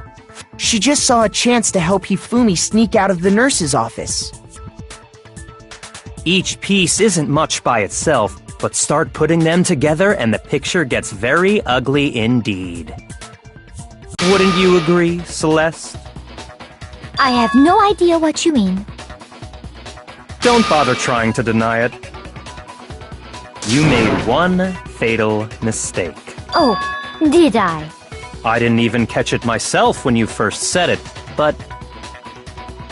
looking back, I can say that that one little slip-up was your undoing. What are you talking about? I'm talking about what you said after Hifumi's body disappeared and we returned to the nurse's office.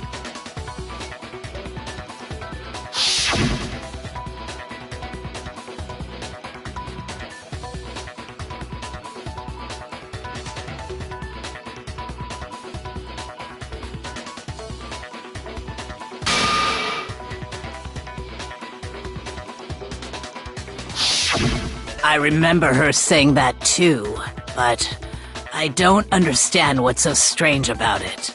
Then pay attention. Sakura, Toko, and I were first to discover Taka's body in the equipment room. Then Makoto showed up and told us Hifumi had been killed, so Sakura and I left with Makoto. Once we were in the hall, we ran into Celeste, and the four of us headed to the nurse's office.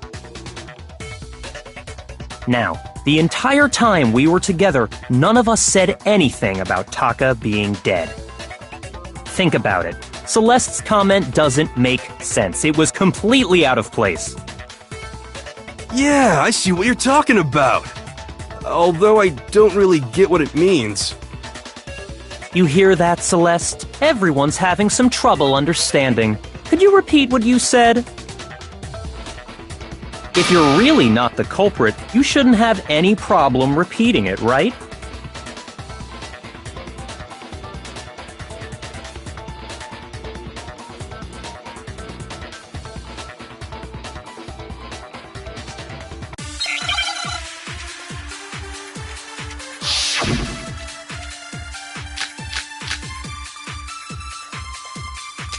All I said was... they must really be enjoying this. Enjoying the sight of us standing around, frightened and confused. They must be positively elated. We are all going to die here.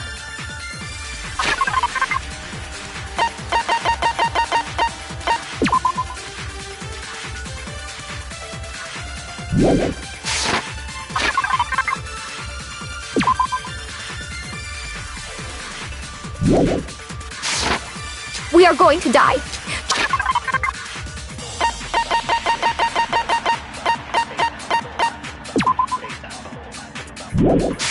Just like those guys died. And that is all I said. And that's all it takes to finish this. It's obvious, isn't it? What was so strange about Celeste's comment?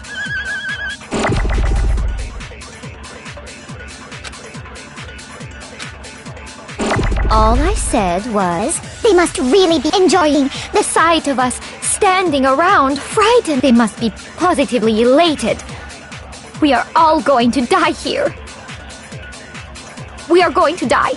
Just like those... No, that's wrong!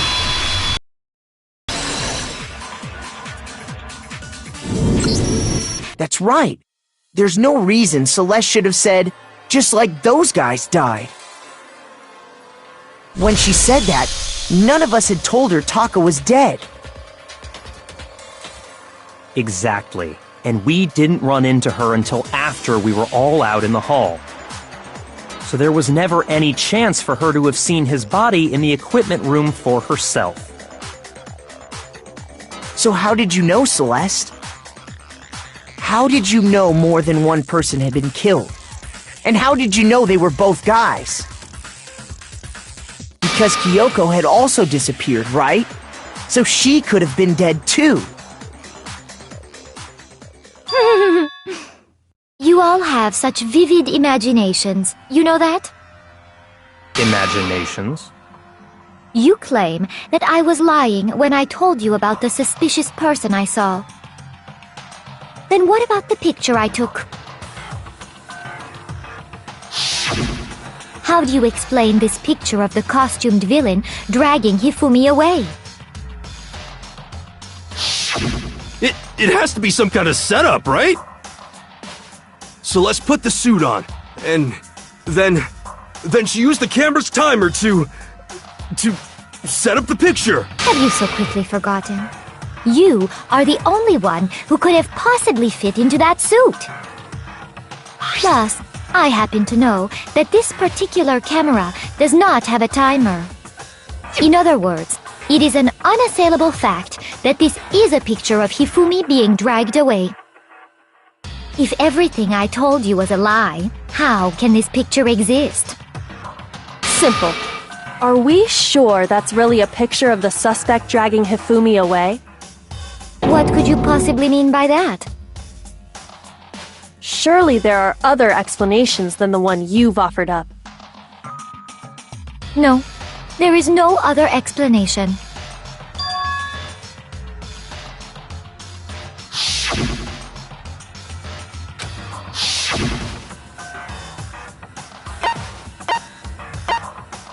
I got it! It's not a picture of the suspect dragging Hifumi away. I would say it's a picture of Hifumi dragging the suspect away. That's certainly within the realm of possibility. The one being dragged off in that picture isn't Hifumi, but the person in the robot suit. We've simply been led to believe that it's the other way around. And the strange costume might only exist to lead us astray even farther. If you saw someone wearing something like that in this situation, of course you'd notice and be suspicious. That's what happened! You put me to sleep and made me out to be the bad guy in all this!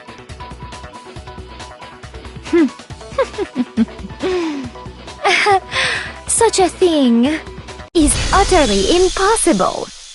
Hifumi was dragging him away? Ridiculous. Is it? I don't think it's ridiculous at all. Then shut your mouth and allow me to educate you.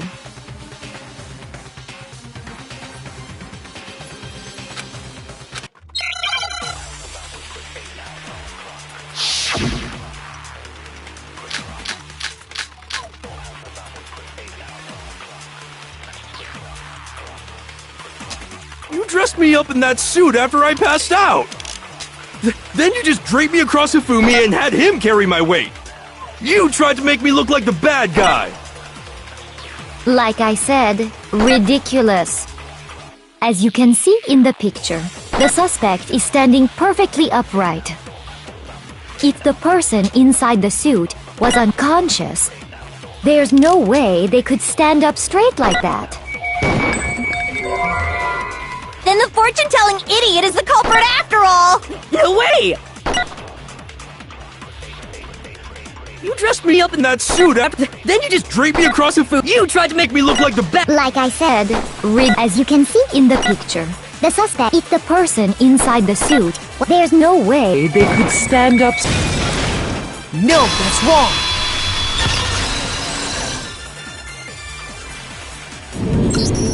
No. Even if the person inside the suit were unconscious, they could still stand up like that. Because that Robo-Justice suit had a certain characteristic.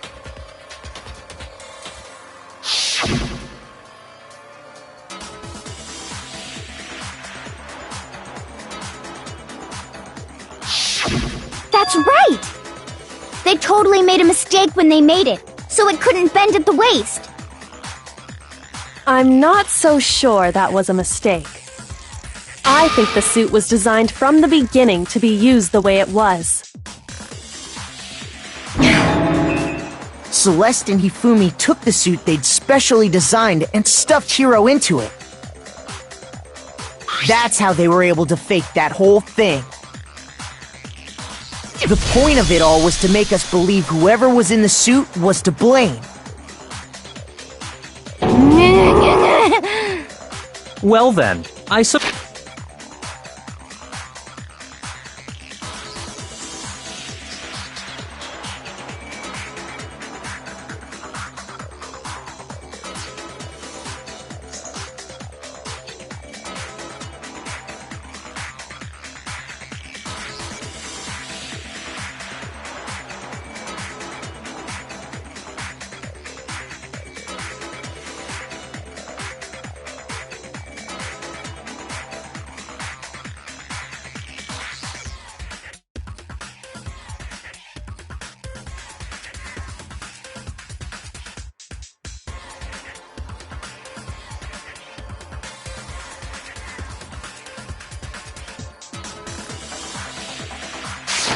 suppose this is checkmate.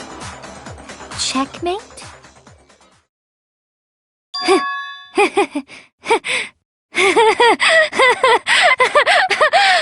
Don't make me laugh, you idiot! What do you mean, checkmate?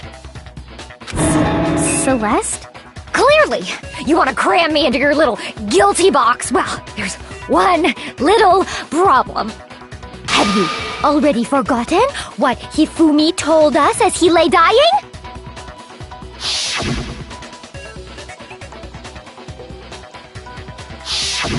When we asked him who had attacked him, his answer was quite clear, was it not? He said, and I quote, Yasuhiro. In other words, Yasuhiro Hagakure! Wait! But my name isn't really Yasuhiro! It's actually Taro!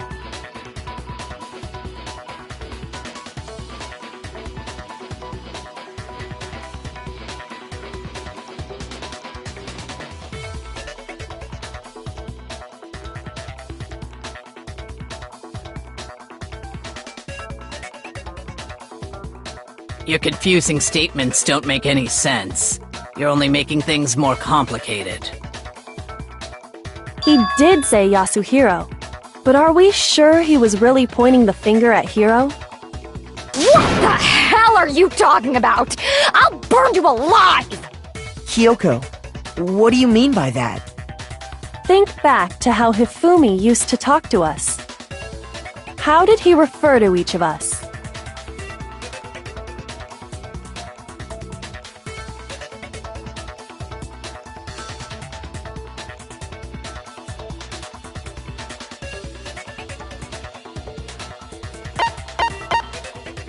I got it! That's right! Our last names! He called us all by our last names! Exactly. I know I heard him say Mr. Naegi more than once, for example. So if Hifumi did mean to say Hiro's name, he would have said his last name, Hagakure. I'm sure it was just incidental. By chance, his first name. Indecent?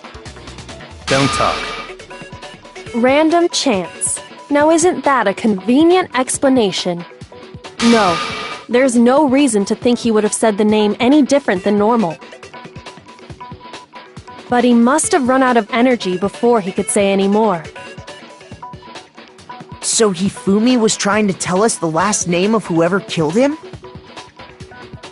But the name he said doesn't apply to anyone here.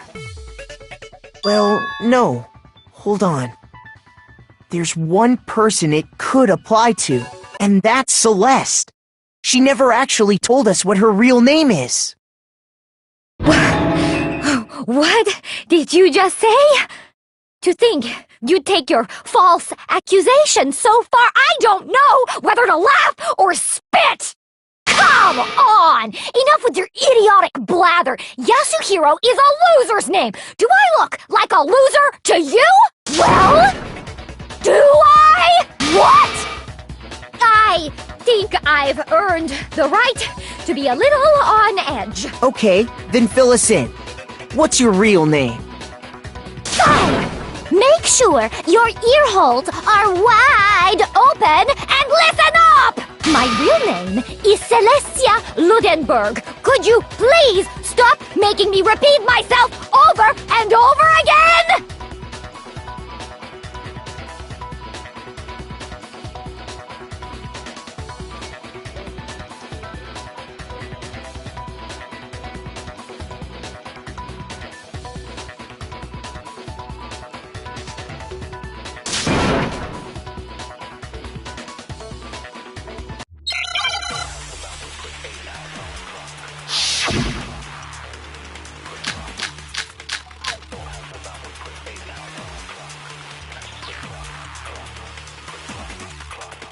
Hifumi was trying to tell us something. He wanted us to know the killer's last name, Yasuhiro. If there's one person here who might have that last name, It would have to be you, Celeste. You haven't told anyone what your real name is. How many times do I have to tell you? My name is... Celestia Ludenberg, god damn it! How long do you plan to go on pretending? I'm not pretending. It's the truth. And since you have no way to contradict me... No, that's wrong!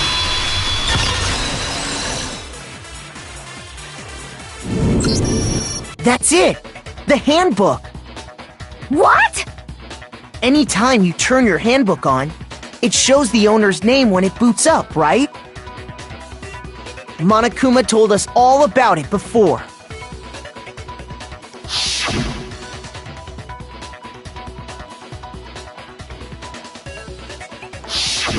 So all we have to do is check her handbook, and that'll clear up everything. That's how we can find out Celeste's real name. That's an invasion of privacy.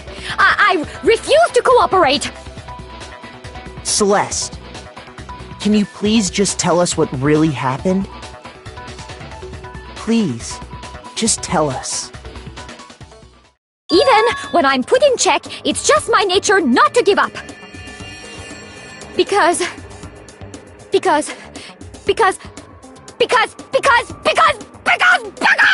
until the game's over, you never know what might happen. Fine then. Let me settle it. Let me go over the case again, from the beginning, and shed light on all your crimes. And that'll bring everything to an end.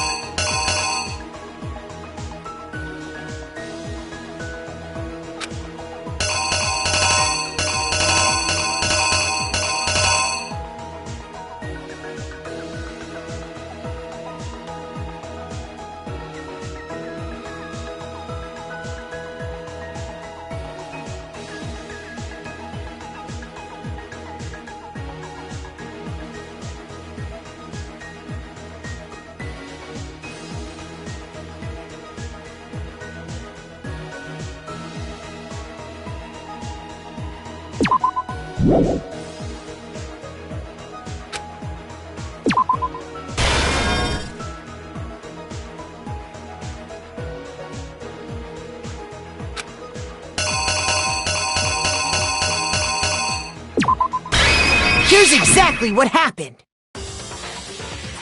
Before anything, the killer persuaded someone to help carry out the murder. And that person was...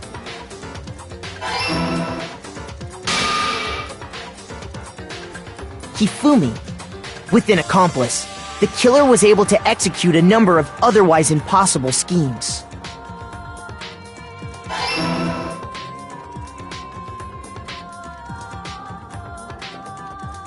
First, they convinced someone to meet them in the rec room last night at 1 in the morning.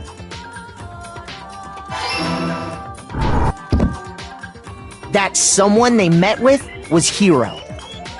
The murderous duo intended to pass Hiro off as the prime suspect, so when they met up with him, they drugged him, knocked him out, and stuffed him into the Robo-Justice suit.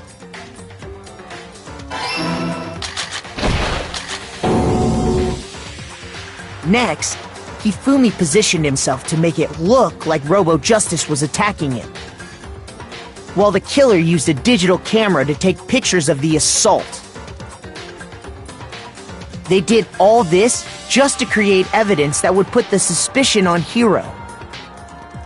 When they were done with him, they shoved him, still unconscious, into the pool room locker.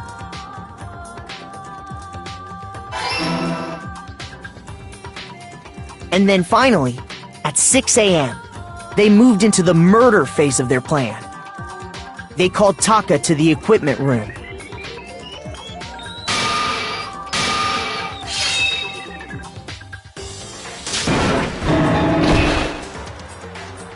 And that's where Hifumi killed him, making it the scene of the first murder. The murder weapon was Justice Hammer 4, which was left there in the equipment room. The reason Hammer number 4 was used was to create confusion about the order of the crimes. So, next they falsified 2 more assault incidents. For these attacks, the killers pretended to be the victims, to solidify Robo-Justice as the suspect. The first fake incident was the attack in the rec room. There, the killers wanted us to see Justice Hammer 1 and the Robo-Justice pictures they'd taken. They wanted to make sure we bought the surprise attack story. The second fake incident was the attack in the library. This time, they planted Justice Hammer 2 and an injured Hifumi to sell us that story. With these 2 incidents, the killers were able to create a certain preconception in our minds that the suspect was increasing the size of the hammers and attacking people in order as they did. We fell right into their trap and started looking for the suspect based on that, but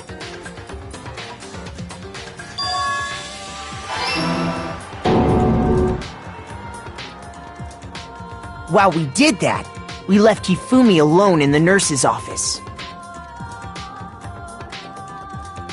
This was exactly what Hifumi was hoping for.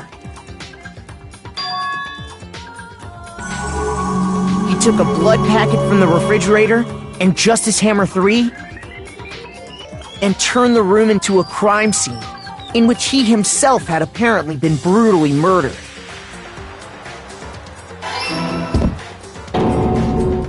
He let out a scream to draw us back, and when we returned, that's what we found. Meanwhile, found Taka's body at the same time. So when we heard the body discovery announcement, we naturally assumed it was for Hifumi.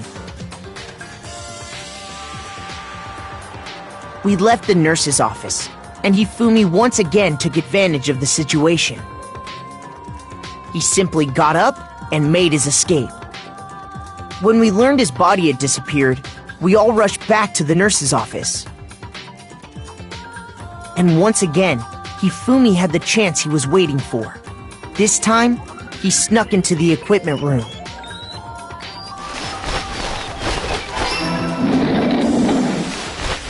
He wrapped Taka's body in a tarp and used the dolly to move it all the way down to the repository. That explains how each of the bodies disappeared.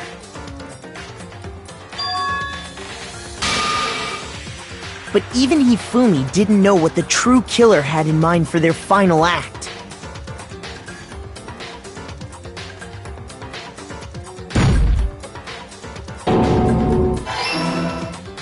Their plan all along was to kill Hifumi and get rid of the one person who could betray them. And they did it using an ordinary, everyday hammer from the repository. That should cover everything that happened in this case. And the villain behind it all is...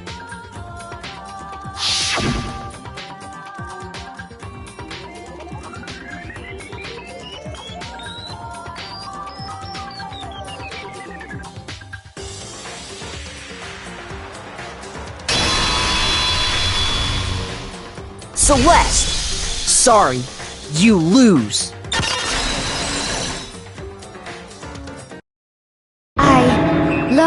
I lost? When was the last time I was forced to utter such words? They hang heavy around my neck. Then you admit it? You're the killer? Listen to you, trying to take charge, as if you're my private instructor. I, Celestia Ludenberg. Actually, no, Taiko Yasuhiro is fine. Taiko? So, you finally accepted it. I'm the kind of person, once I've lost, I don't like things to drag on. Interesting.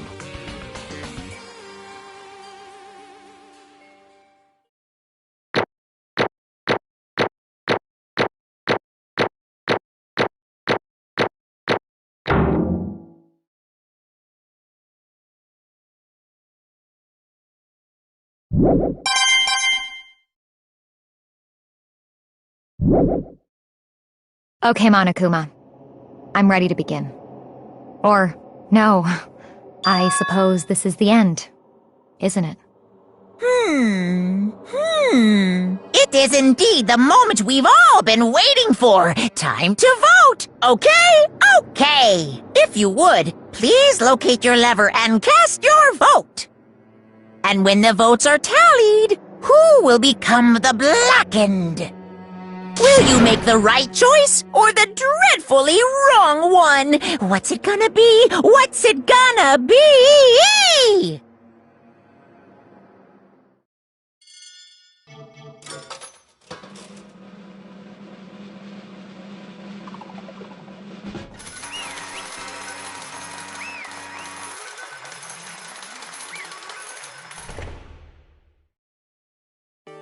What?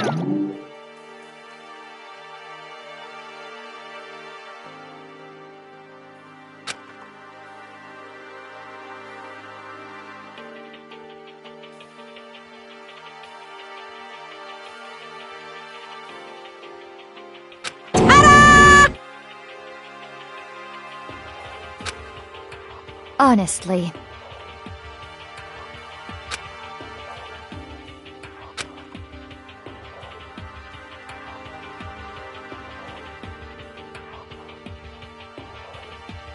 I knew it.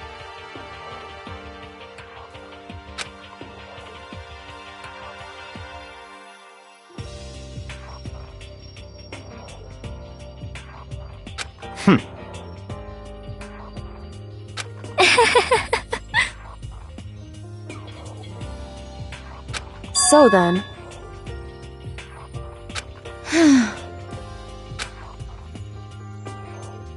Indeed.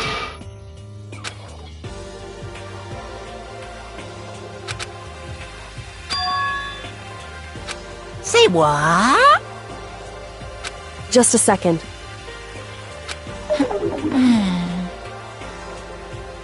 In other words, Indeed. I see.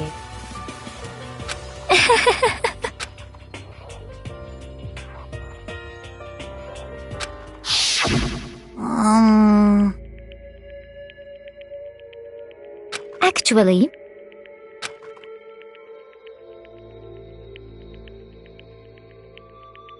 What? are you okay with this?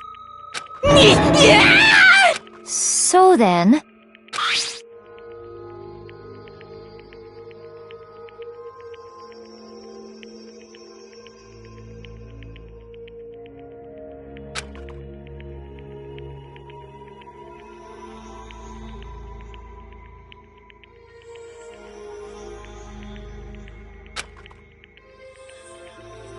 Damnation!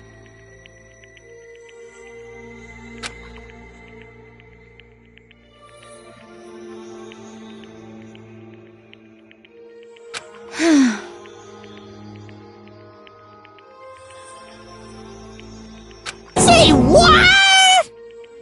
as for me, Oh, as for me, What?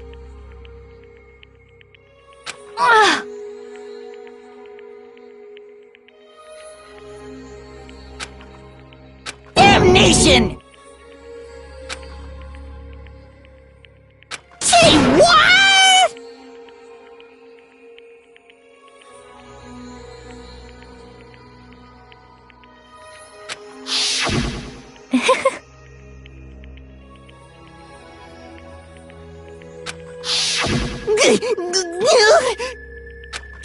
Completely unforgivable!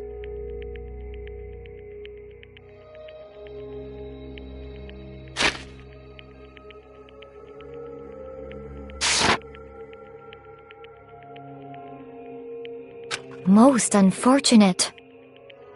Hmm? Actually, What?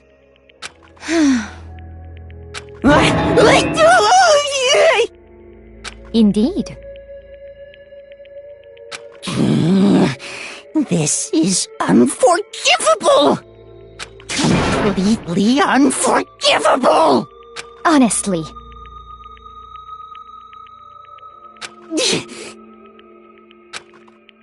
I swear I will save her! actually,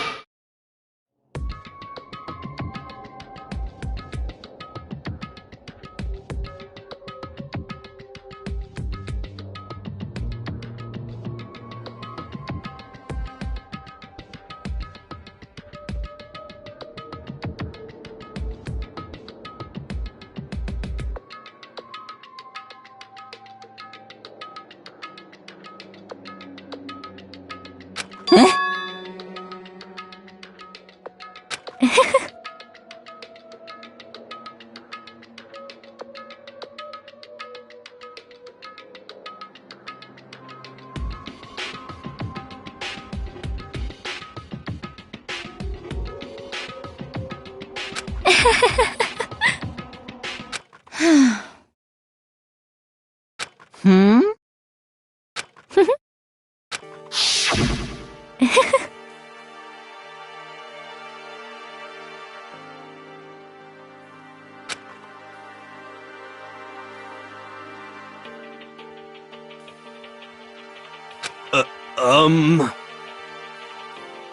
I see. indeed.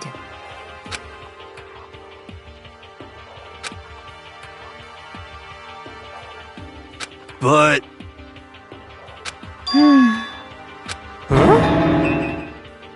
Let's see.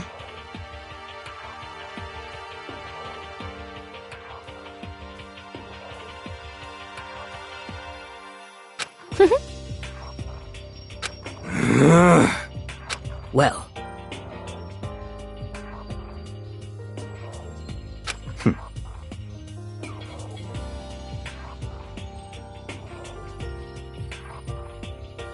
Are you okay with this?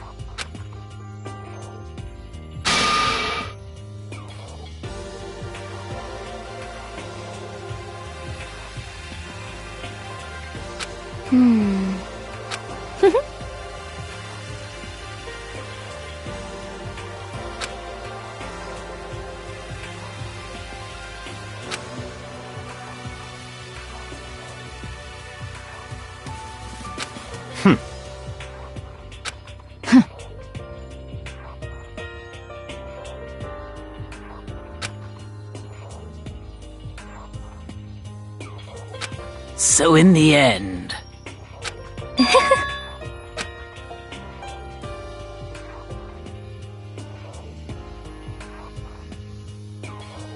What the heck?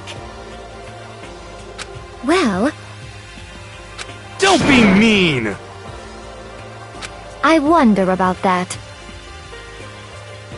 Why? What the heck? Hmm.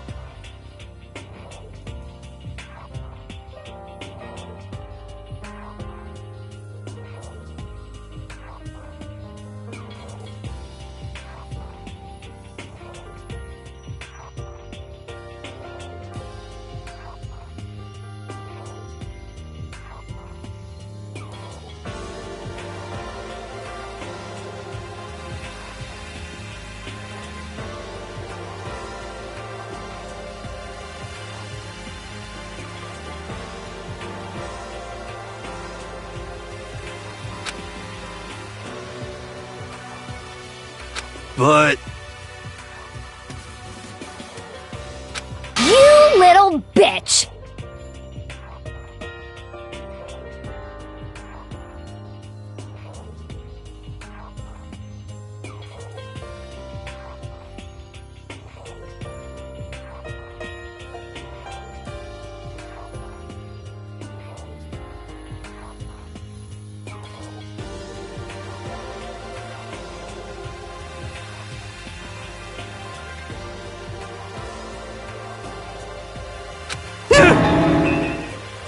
Hey!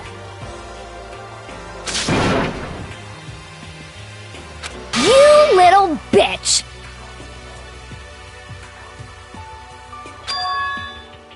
This is fine.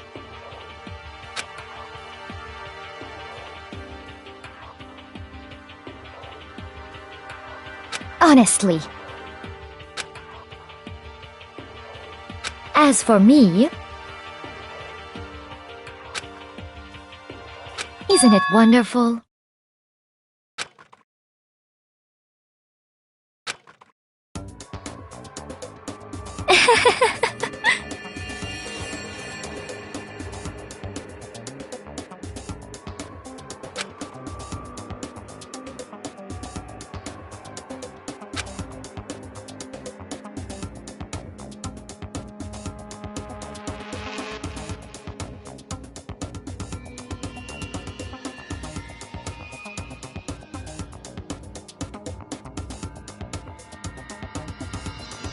This is fine.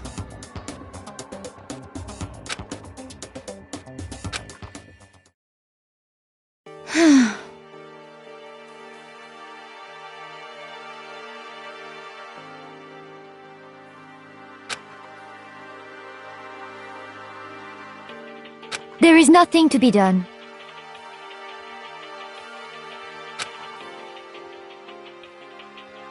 Just the worst. Oh!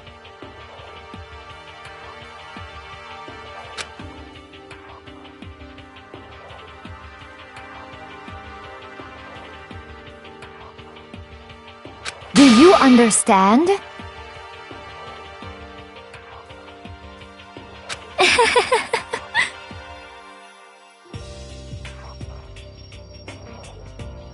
What is this?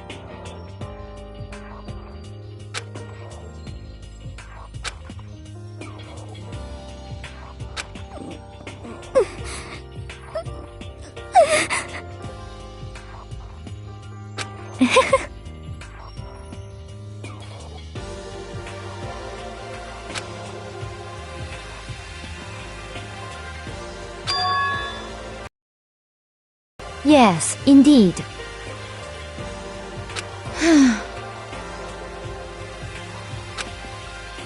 Isn't it wonderful? Hey!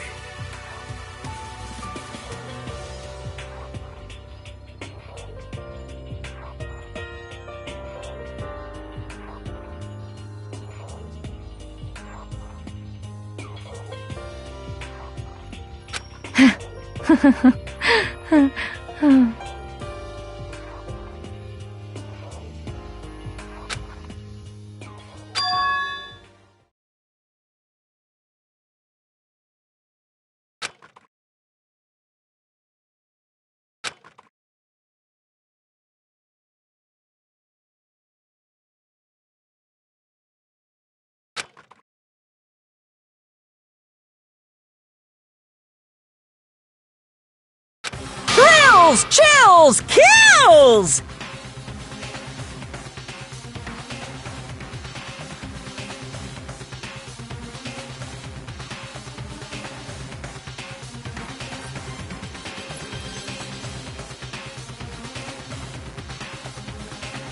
Now then, I've prepared a very special punishment!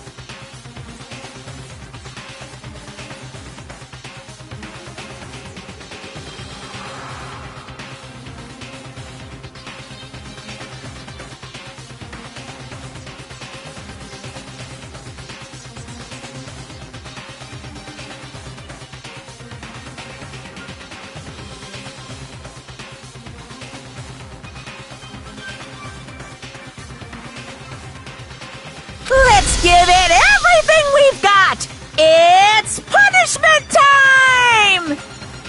I guess I'll let Kyoko hold on to this. What? Will it really give you the hope you're looking for? I can't say I ever saw it that way.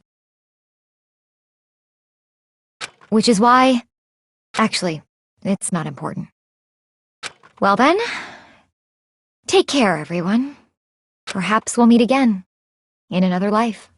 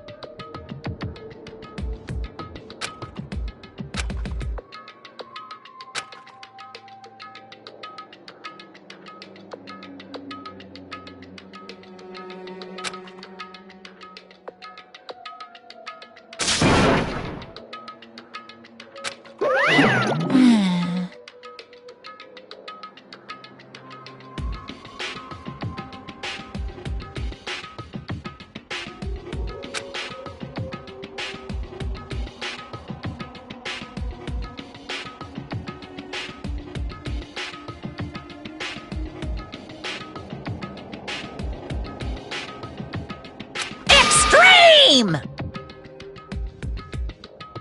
What are you gonna do?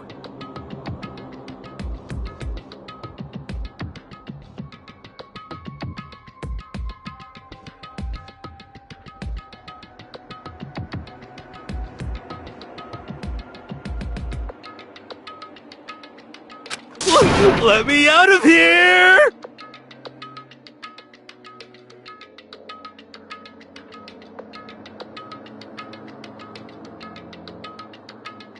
Too bad!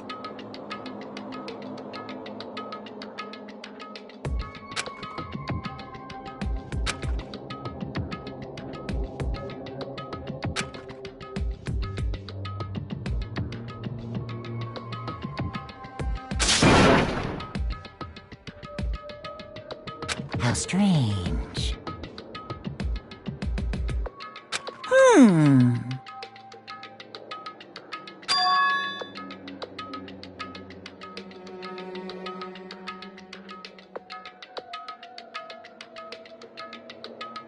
Hey! Hey!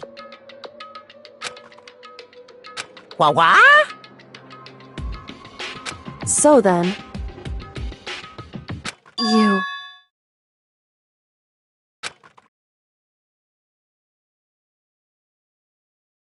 Ooh!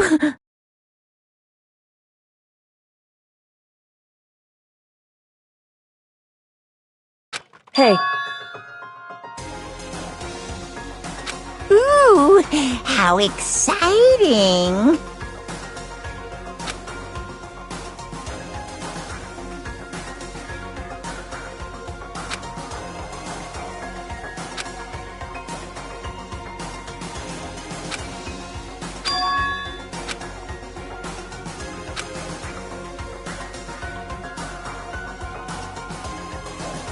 Hello. Well?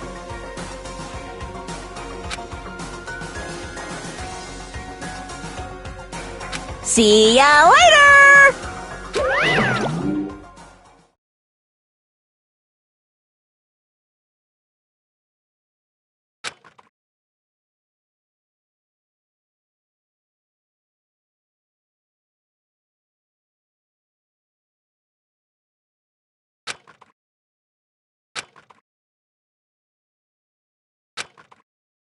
so...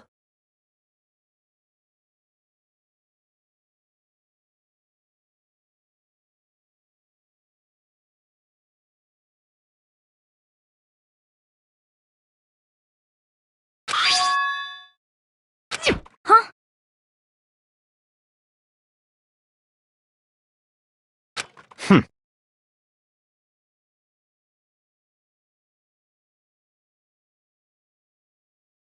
Hey,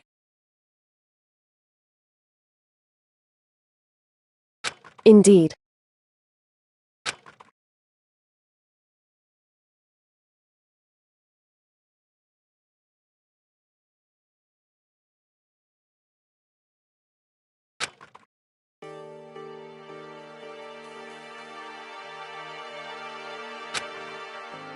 Hey,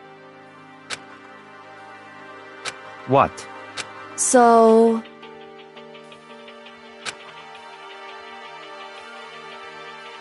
Come on.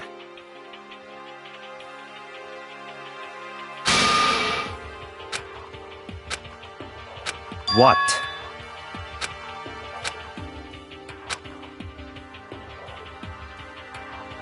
Goodbye.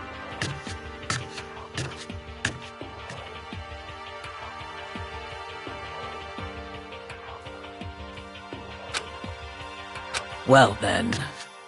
Yo!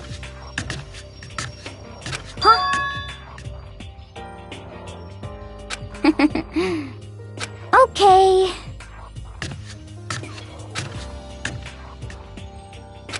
Shall we go?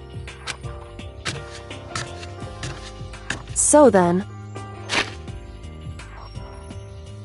You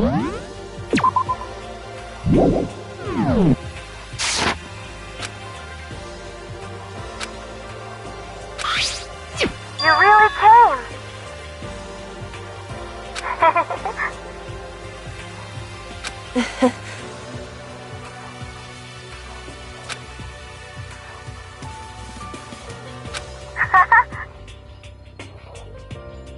So...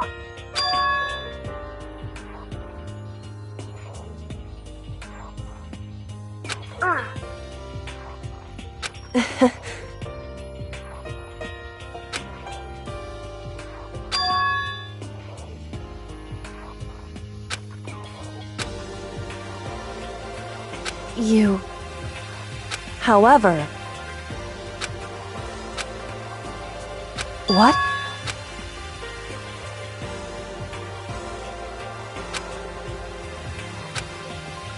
Indeed.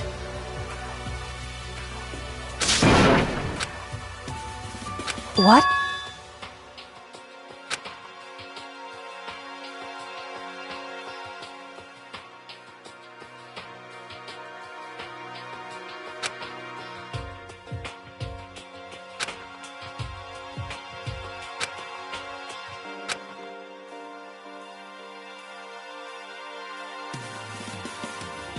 It's true. That's fine.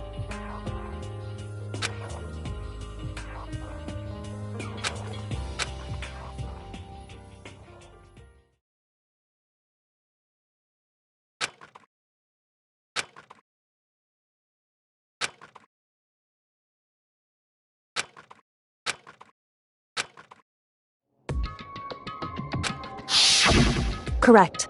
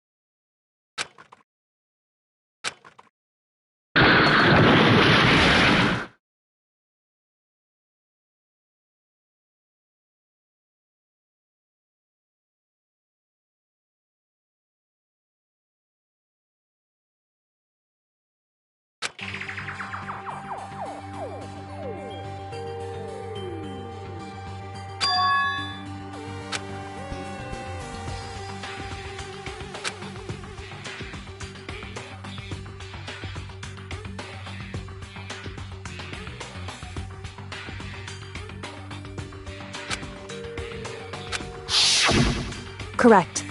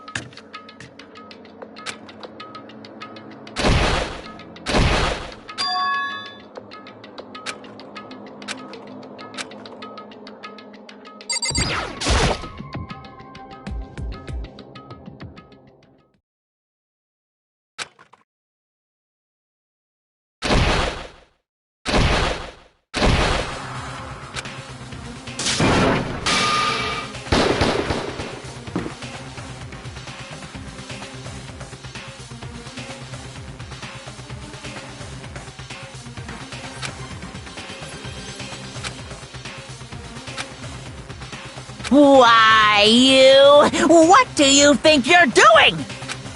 I asked you a question. What's the meaning of this?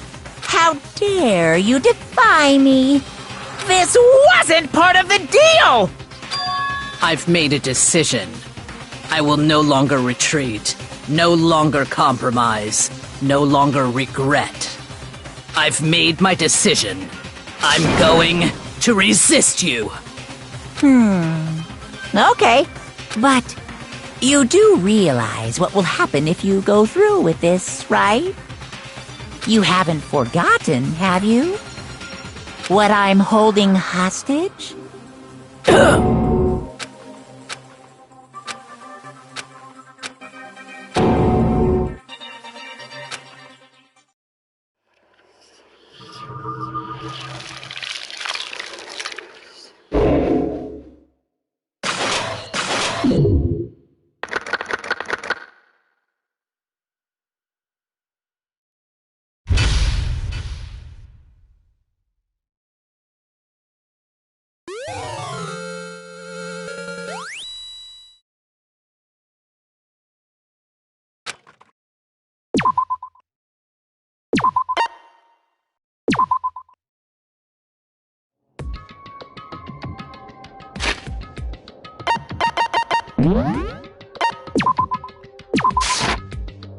Danganronpa.